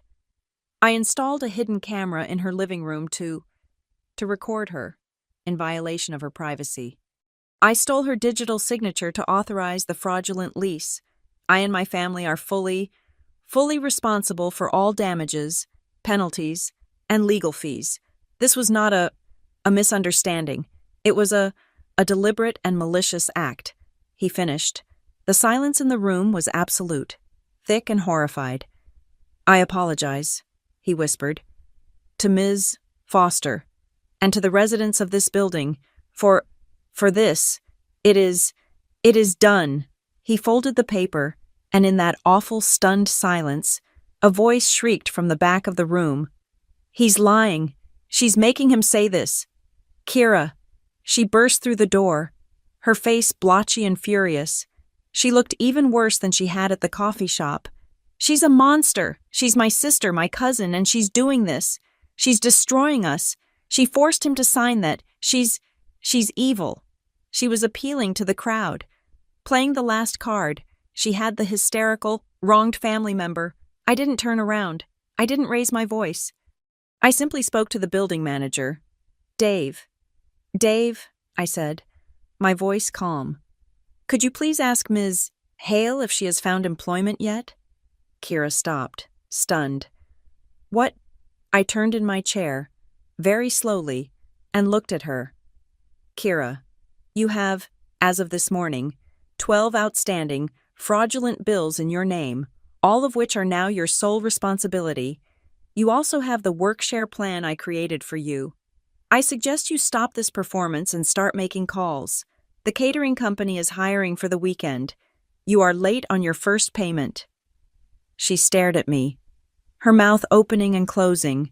The words bills, work-share plan, payment were a language she couldn't argue with. They were cold, hard, and public. Her victimhood narrative evaporated. Get out, I said, not unkindly. You are trespassing. Kira looked at the faces of my neighbors, all staring at her, not with pity, but with a new, dawning disgust. She turned and fled. My lawyer stood up. He placed a new document and a pen on the table in front of Mason. Mr. Dallow, the final attestation, acknowledging your statement was made freely and agreeing to the full schedule of costs, including reputational damages. Mason signed the paper, his hand dragging across the page. The next morning, the video of his confession was posted to the building's private online portal by the management, under the heading Resolution of Security Breach in Unit 1214. My apartment had been professionally cleaned, my locks were changed, my lawyer had the new keys, but I wasn't going back. Not yet. The battle for my home was over. The war for my career was now fully engaged. The email from HR confirming Ruth's suspension had been a small victory. But I knew it wasn't the end. Ruth was a manager. The company would, by default, try to protect itself from the liability she had created. And then it came. An anonymous email, sent from a Proton Mail account, landed in the inboxes of the entire Helio Quarry executive board, including the CEO. It was short, and it was poison. Subject unfair advantage. North Alder Trust pitch. It has come to our attention that Zoe Foster, a junior analyst, is being given preferential treatment in the North Alder pitch. Her recent promotion to the pitch team and the removal of her manager, Ruth Calder, were not based on merit. Ms. Foster's grandfather is Elias Rothwell, the chairman of the Rothwell Holdings Board, which controls the North Alder Trust. She is using her family connection to unfairly influence the pitch, oust her superiors, and secure the contract. This is a clear case of nepotism and corporate corruption. The email was forwarded to me by a colleague. Her only comment, a shocked Zoe. They had found him, Ruth, or her allies, had dug deep enough to find the connection. They had found my one vulnerability. They were changing the narrative. I wasn't a victim of a corporate conspiracy. I was the perpetrator of one. I felt the blood drain from my face. This was a move I hadn't anticipated. It was brilliant. It was fatal. I called Elias. I read him the email. He was silent for a long moment. "Where are you?" he asked. "In the hotel suite." "Meet me," he said. "The diner. In River Forge. 1 hour." I drove. I took the same road I had taken less than 2 weeks ago, the road that had been my escape. This time, I was driving into the heart of the problem. The diner was quiet. It was mid-afternoon. Noah, the waiter, was wiping down the counter. He saw me and his eyes went wide, clearly remembering the woman who had fled into the snow.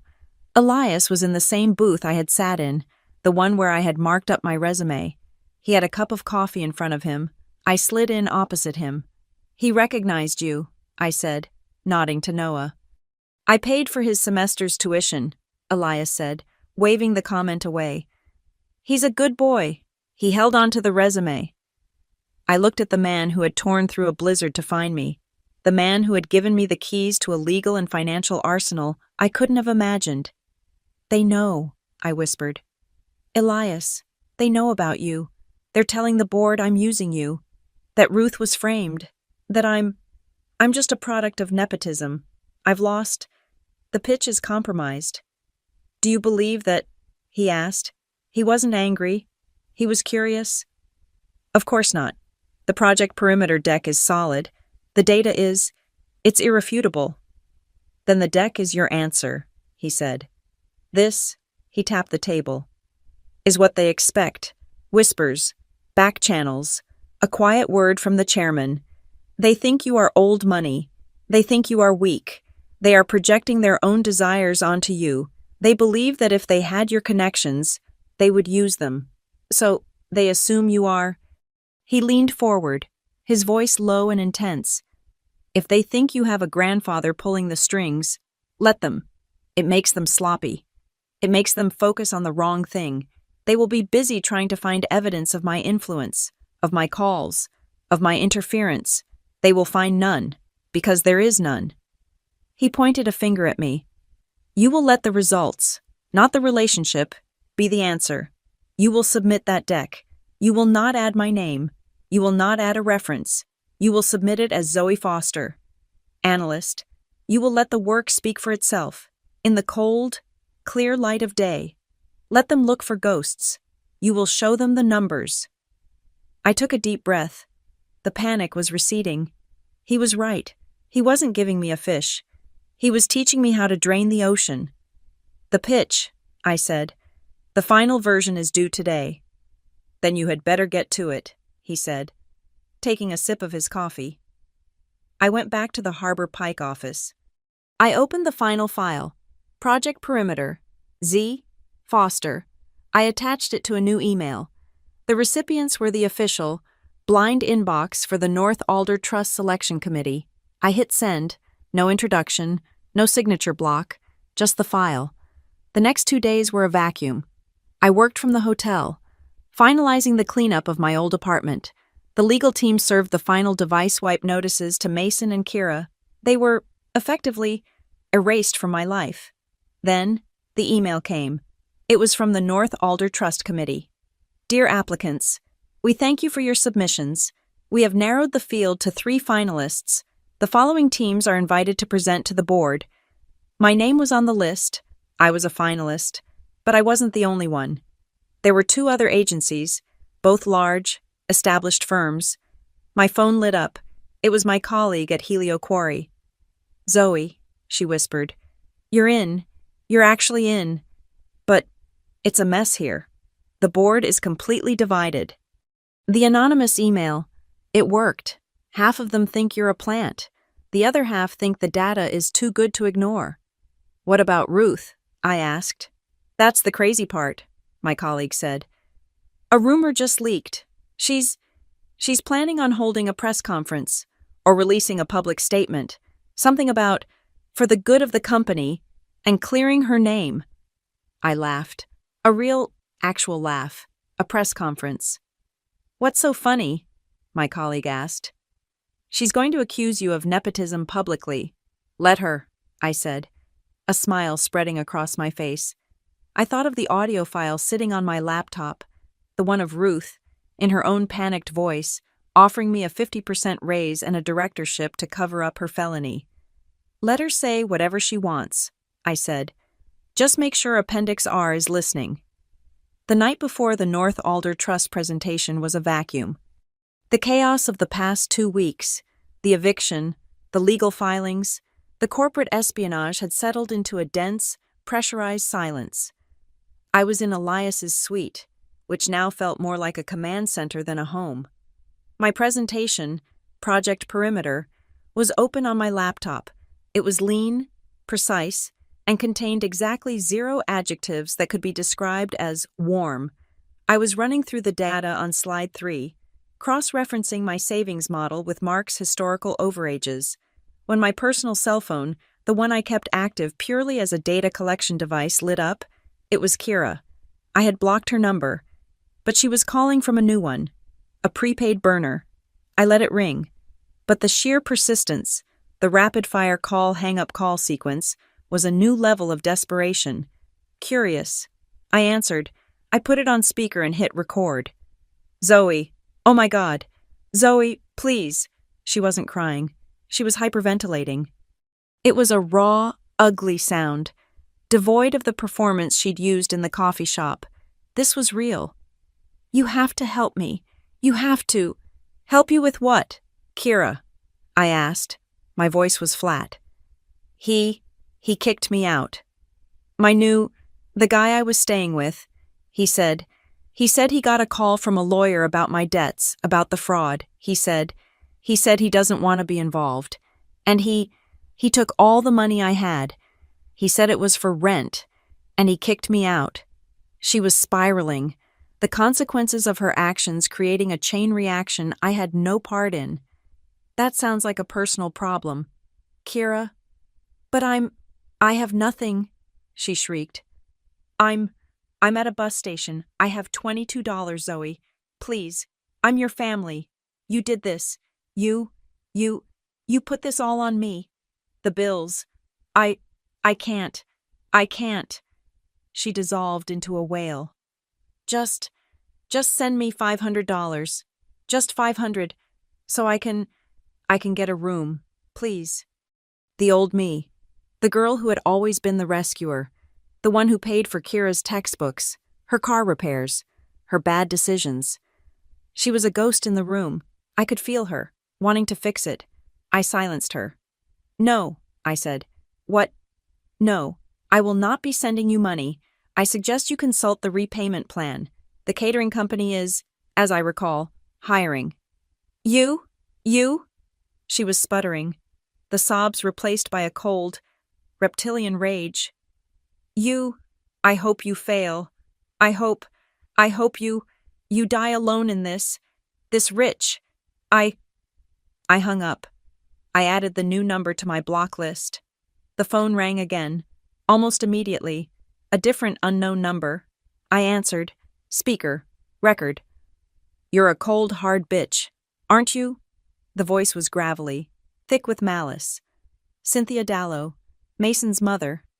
I don't know who you think you are, she spat. Coming after my son, ruining his life. She paused, and I could hear her breathing. We know where you're staying. We know about that fancy hotel. You think you're safe up there? It was a threat, a clumsy, stupid, desperate threat from a woman who had lost her free apartment. You think you can just hide, she continued. I didn't say a word. I picked up the desk phone and dialed my lawyer at Harbor Pike. I put him on speaker, holding my cell phone next to the receiver. And we're not going to just let you... Cynthia was ranting. Excuse me? My lawyer's voice cut in, sharp as a razor. Who is this? Cynthia stopped. The silence was total. This is... My lawyer continued, his voice dangerously smooth. Counsel for Zoe Foster. I am recording this call, which I am now identifying as a direct, actionable threat against my client.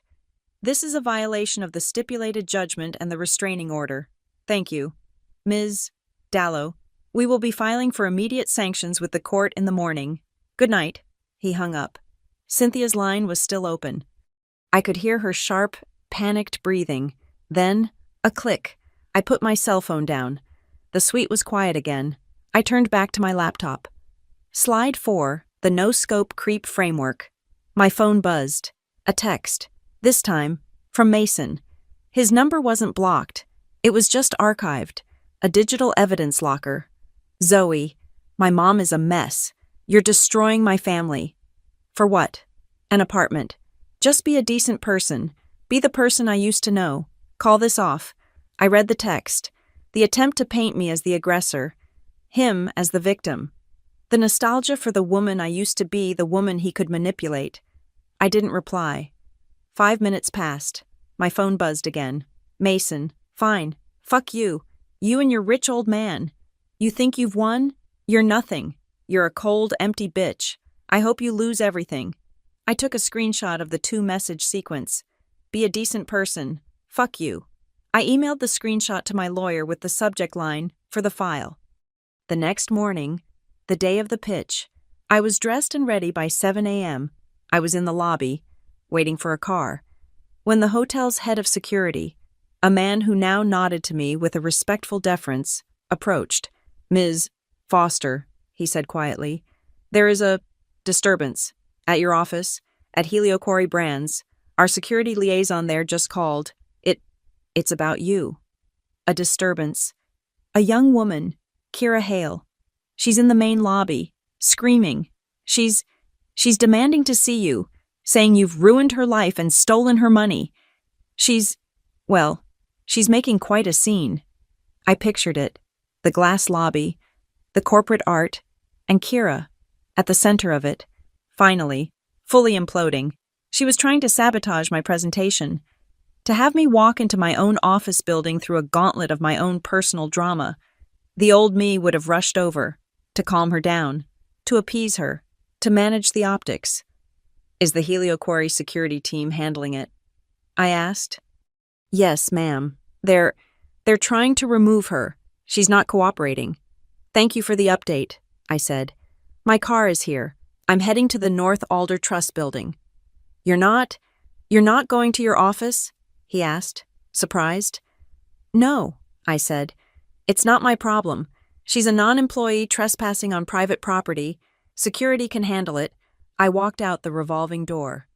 For the first time in my life, I was letting someone else's life, someone else's choices, follow their own natural, disastrous inertia. I was not the rescuer. I was not the cleanup crew. I was not responsible for the fire I didn't start. As the car pulled into traffic, my phone rang. A private number.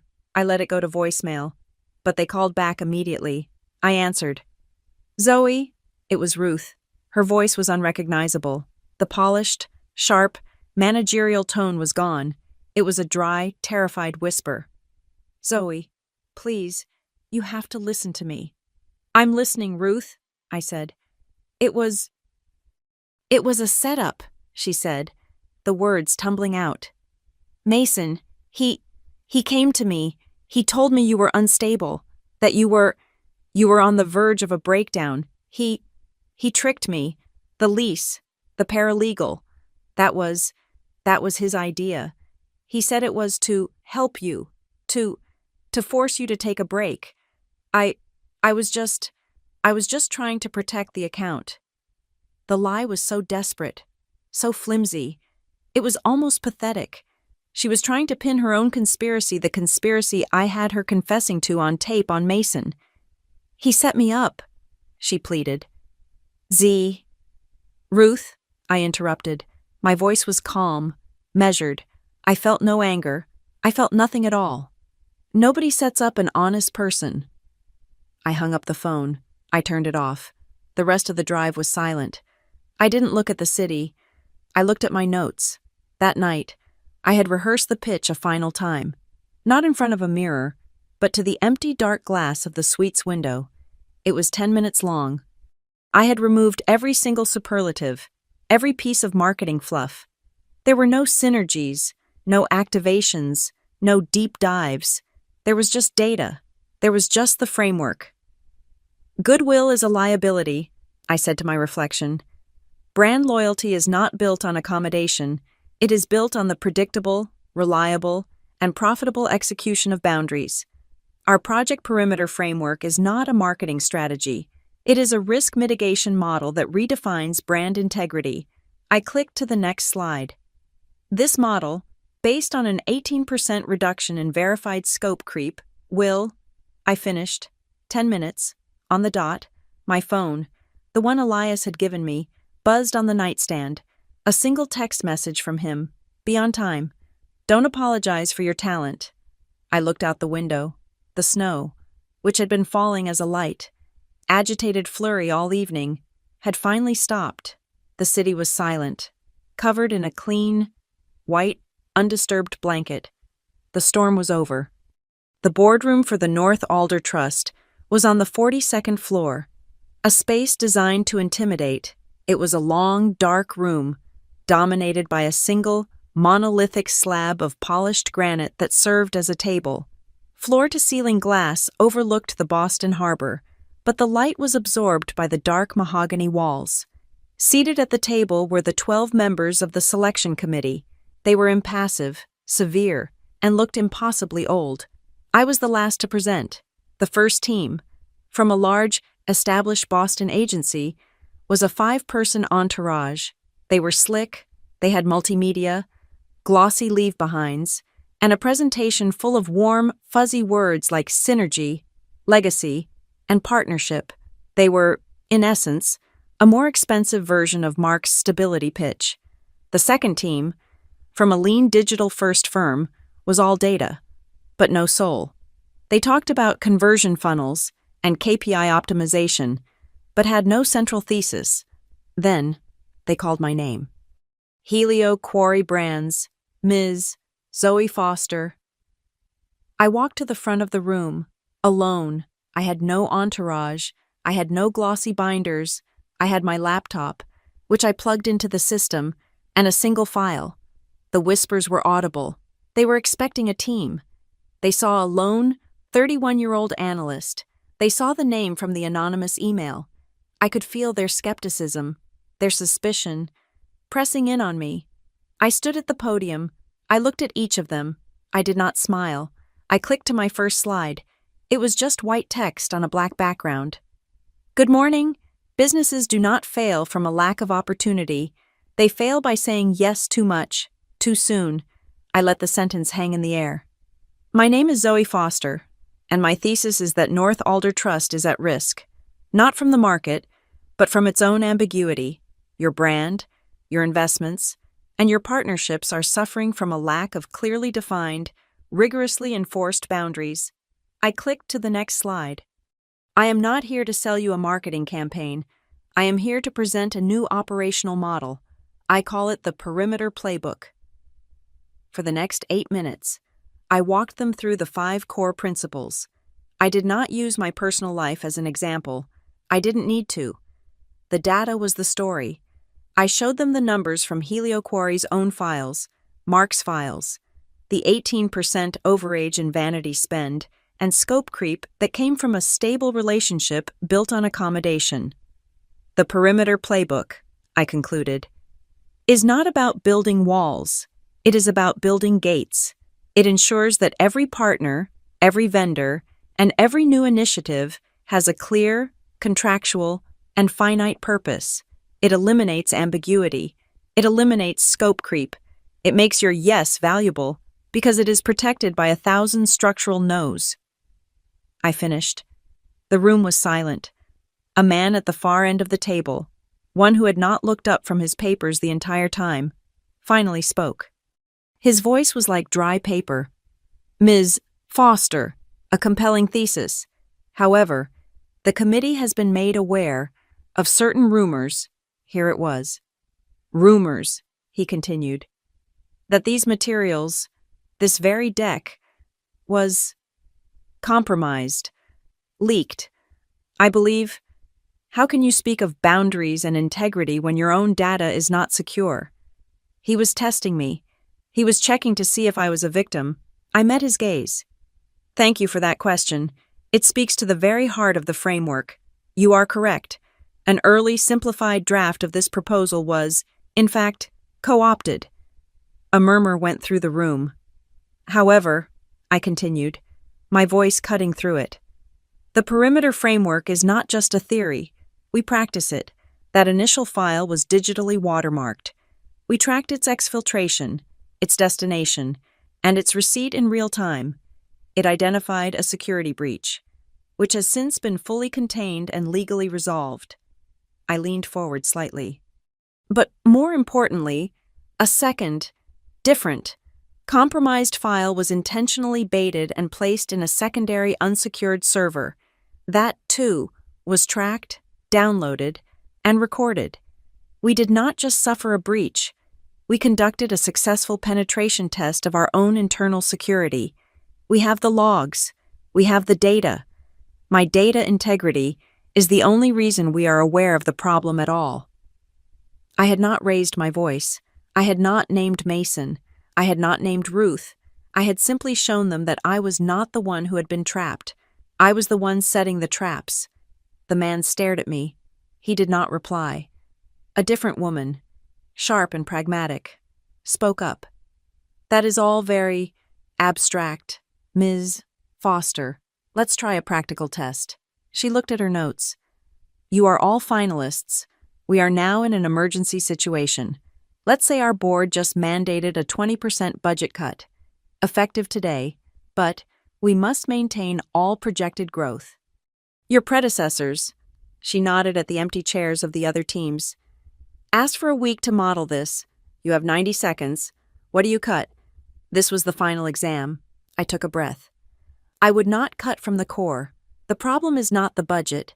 It is the allocation. First, I said, you immediately freeze all vanity spend. That is, all high-cost, low-conversion sponsorships, all executive-level brand conferences, and all third-party media buys that cannot demonstrate a direct conversion metric. This accounts for approximately 12% of the current bleed. Second, I continued, my cadence quickening, you reallocate the remaining 8% from paid media to owned media. You stop paying to rent an audience, and you invest in your own platform, your journals, your reports, your data. You become the source, not the advertiser. Third, you restructure all internal KPIs. You stop measuring awareness and engagement. Those are metrics of ambiguity. You measure one thing: qualified conversion.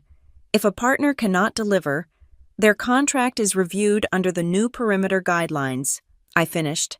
That is how you cut 20% without losing growth. You convert your brand from a spender into an asset. I had done it in 60 seconds. The room was absolutely, profoundly silent. The woman who had asked the question stared at me. Her face was blank. And then, a tiny, almost imperceptible smile touched the corner of her mouth. She nodded. Once, to herself. Thank you, Ms. Foster, the chairman said. We have your presentation. We will be in touch. I packed my laptop. I did not look at them. I turned and walked out of the boardroom, my heels clicking on the granite floor. The adrenaline was so high I felt lightheaded. I had done it. I had presented the data. I had answered the test. I had faced the accusation. I walked into the elevator lobby, and my stomach dropped. Ruth Calder was standing there. She was not on personal leave. She was here, in a power suit, her face a mask of furious, sallow rage. She must have used her old credentials to get into the building, to wait for me. You, she hissed, her voice a low vibration. You actually think you can win this. You think you can walk in there, a little analyst, and take this from me, from Mark. I said nothing. I just looked at her. I don't know what kind of game you're playing, she spat, taking a step toward me. With your anonymous grandfather, but it's over. I am filing a grievance with HR. I am suing you for defamation. I will. The ding of the elevator arriving cut her off. The doors opened. Elias Rothwell was standing inside. He was not in the suit I recognized. He was in a perfectly cut, dark blue pinstripe, holding a slim leather briefcase. He looked every inch the chairman. He looked at Ruth, his face blank. He looked at me, and he looked right through me. There was not a flicker of recognition, not a nod, not a hint of a smile. He looked at me as if I were a stranger, a junior employee he had never seen before. He held his hand out to hold the elevator door, an impersonal, polite gesture to the empty space in front of him. Ruth, stunned into silence by his presence, did not move. I stepped into the elevator, careful not to brush against him. I stood on the other side. Floor 1, I said, my voice clear and cold. To the man I knew was my grandfather. He did not reply. He pressed the button for the lobby. The doors slid shut, sealing the three of us in a box of mirrored steel and unbearable silence. Ruth, left behind in the lobby, was just a blur of confused rage as the doors closed. The descent took 45 seconds. He did not speak. He did not look at me. He simply stared at the numbers as they counted down. The doors opened. He stepped out first. He turned right. I turned left. He did not look back. He had maintained his role. He was a stranger. He had not interfered. I was on my own. I was halfway back to the hotel, my mind replaying every second of the pitch, of Ruth's confrontation, of Elias's cold non-acknowledgement. When my phone chimed, an email from the North Alder Trust board secretary, subject North Alder Trust, final decision. My heart stopped. This was it. I opened the email. Dear Ms. Foster and finalists, we thank you for your compelling presentations. The committee has reviewed the scores from today's session. The final scoring has resulted in a statistical tie between all three applicants. A tie. After that, a tie. The nepotism email had worked. It had poisoned the well, creating a deadlock. The people who saw the data, like the woman who had smiled, were fighting the people who feared the politics. I read the next line. Due to this deadlock, the board has determined that a standard agency of record decision is insufficient. The choice will be escalated. A final, binding decision will be made at a closed-door emergency shareholder meeting of the Rothwell Holdings Family Council. This meeting is restricted to family principals and designated legal counsel only. My blood ran cold. A second email arrived. A minute later, it was not from the board. It was a calendar invitation. From Office of the Chairman, Rothwell Holdings Event, Rothwell Family Council, Closed Session. Attendees: Zoe Foster, Elias Rothwell, Harbor Pike, LLP. I was no longer an analyst from Helio Quarry. I had been summoned. I was an attendee, family. The Rothwell Holdings boardroom was not a place of business.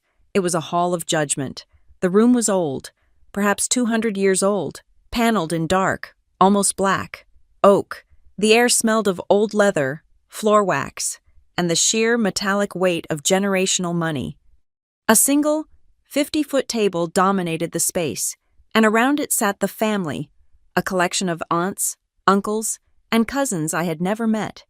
They were faces from a Gilded Age portrait, all sharp bones and skeptical eyes. I sat at the head of the table, to the left of the presiding chair. Elias sat to the right. My lawyer from Harbor Pike sat behind me, and across the table, looking pale and dangerously defiant, was Ruth Calder. She had been summoned.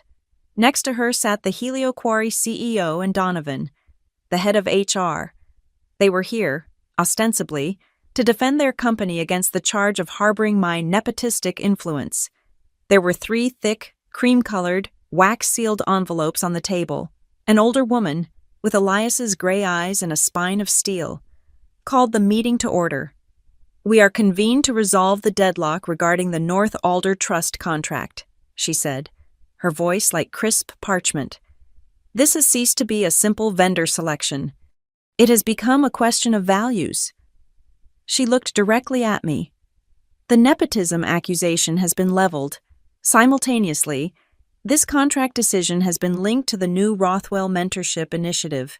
The family is not just choosing an agency, we are choosing a potential heir to this initiative, and they must embody the values of this family. The implication was clear. I was on trial. Elias stood up. The room, which was already silent, became unnervingly still. I will address the conflict of interest rumor, he said, his voice quiet but filling the room. He picked up the first envelope. It is not a rumor, it is a fact. Zoe Foster is my granddaughter. A sharp intake of breath from the Helio Quarry delegation. But to understand the nature of this conflict, Elias continued, you must understand its history. He broke the seal. He did not pull out a business document. He pulled out a laminated birth certificate. Zoe Alara Foster, he read. Born 31 years ago. Mother Elena Rothwell. My daughter. He then pulled out a second, older document, a letter, its edges softened by time. And this, he said, his voice catching for just a fraction of a second, is a letter from my late wife, Zoe's grandmother, written 30 years ago, after I disowned my daughter for a marriage I deemed unsuitable. He read from the letter, Elias, This silence is a cancer. You were wrong to cast her out. Your pride is not worth our daughter's life. You must find her. You must find our granddaughter." He stopped reading. He placed the letter on the table. "I failed to do so until it was too late. I found my granddaughter 3 weeks ago, in a motel, in a blizzard. That is the nature of our relationship, not one of privilege, but one of a 30-year abandonment. That is the nepotism I am guilty of." The room was processing. The family looked at me, their skepticism replaced by a new, calculating curiosity. "That," Elias said, "establishes her blood. This—" He picked up the second envelope. "Establishes her character." Ruth Calder shot forward in her chair. Elias broke the second seal. He laid the contents out, one by one. "This is a wire transfer receipt for $500, from Ruth Calder to a freelance paralegal named Jax Morrell." Donovan and the CEO turned, horrified, to look at Ruth. "This," Elias continued, "is a security photograph from a parking garage, showing Mason Dallow delivering a cash balance to the same paralegal. And this," he placed a small digital audio recorder on the table, "is a legally obtained recording of Ms. Calder, in her own voice, offering Ms. Foster a 50% raise and a directorship in exchange for committing perjury and concealing these facts. This was not nepotism," Elias stated, his voice like ice. "It was a targeted, criminal conspiracy." Ruth found her voice. It was a shriek. "This is absurd. It's a setup, You're his grandfather." "Of course you'd say that. You're biased. This is a complete conflict of interest. He's railroading me." Before Elias could speak, the lawyer from Harbor Pike stood up. "Mr. Rothwell is recusing himself from the final vote," the lawyer said. Ruth's face flashed with momentary victory. "However," the lawyer continued, "the bylaws of the North Alder Trust, which Mr. Rothwell did not write, are perfectly clear." He broke the third and final seal. "I am reading," the lawyer announced, "from Section 4, subsection C, the Integrity Clause. Should any applicant for a contract be found to be the target of unethical, fraudulent, or malicious sabotage by a competitor, the committee is empowered to do 2 things. 1, permanently disqualify the offending party and all its principals from any future business. 2, award a non-financial integrity bonus to the victim's final score." He looked at the stunned family council. "The sabotage is proven by a notarized chain of evidence. Per the bylaws, Ms. Ruth Calder and the Helio Quarry B team, led by Mark, are permanently disqualified. The statistical tie for the contract is therefore broken. The integrity bonus places Ms. Foster's proposal as the sole, undisputed winner." Checkmate. Donovan and the CEO were already on their feet, edging away from Ruth as if she were radioactive. Elias looked at me. His face was not proud, just steady. "We cannot choose the family that is past," he said, his voice echoing the note he had written. "But we can choose the standards we set today. The contract is yours. Zoe, will you accept it under the full scrutiny of this board, and without the protection of the Rothwell name?" This was the final test. All eyes were on me. Ruth was watching me, her face a mask of ruined hatred. I met Elias's gaze. "Yes," I said. My voice was clear, and it did not shake. "On 2 conditions. The contract is executed under my name Foster, and it is executed, to the letter, according to the perimeter playbook." The matriarch at the head of the table slammed her hand down. "So moved. Let the minutes reflect. The North Alder Trust contract is awarded to Helio Quarry Brands, to be led exclusively by the team under Ms. Zoe Foster. Furthermore, per the invocation of Appendix R, a formal recommendation for the immediate termination of Ruth Calder for gross misconduct is to be filed. This meeting is adjourned." Just as the stenographer was logging the final words, the heavy oak doors burst open. It was Mason and Kira. They looked frantic, disheveled, and completely out of place. They must have bluffed their way past security, thinking this was a family talk they could appeal. "We need to talk," Mason yelled. pointing, impossibly, at Elias. "This is a family matter. You can't just ruin us." Kira spotted me. Her face was a mess of tears and fury. "Zoe, tell them to stop. You've made your point. You won. Please, just stop." They were ghosts. They were a pathetic, desperate echo of the night they had invaded my home, still believing they could talk their way out of consequences, still believing they had a right to my space. Before I or Elias could even react, 2 large security guards in black suits grabbed them by the arms. "This is a closed meeting, sir," one guard said, hauling Mason back. "No, Zoe."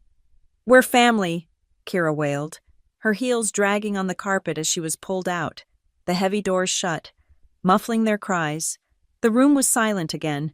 The interruption had lasted less than 10 seconds. It was nothing. I had not looked away from the table. I had not flinched. My lawyer slid the final contract and a heavy weighted pen in front of me. I uncapped it. I signed my name. Zoe Foster. My breathing was deep and even. The ringing in my ears, the constant, anxious static I had lived with for years, was gone. The only sound was the scratching of the pen. I looked up. Elias was watching me, his gray eyes clear. He reached across the table and placed his hand, just for a moment, on mine. "That night," he said, his voice low. "Just for me. I flew through a blizzard to find you. Today. You are the one who just led this entire family out of the fog." The stenographer's hands stopped. The final pen clicked. The screen goes dark. Thank you so much for listening to this story. Let me know where you're listening from in the comments below. I'd love to hear your thoughts on Zoe's journey. Don't forget to subscribe, like the video, and if you want to see more stories like this, please hit that hype button to help it reach more people.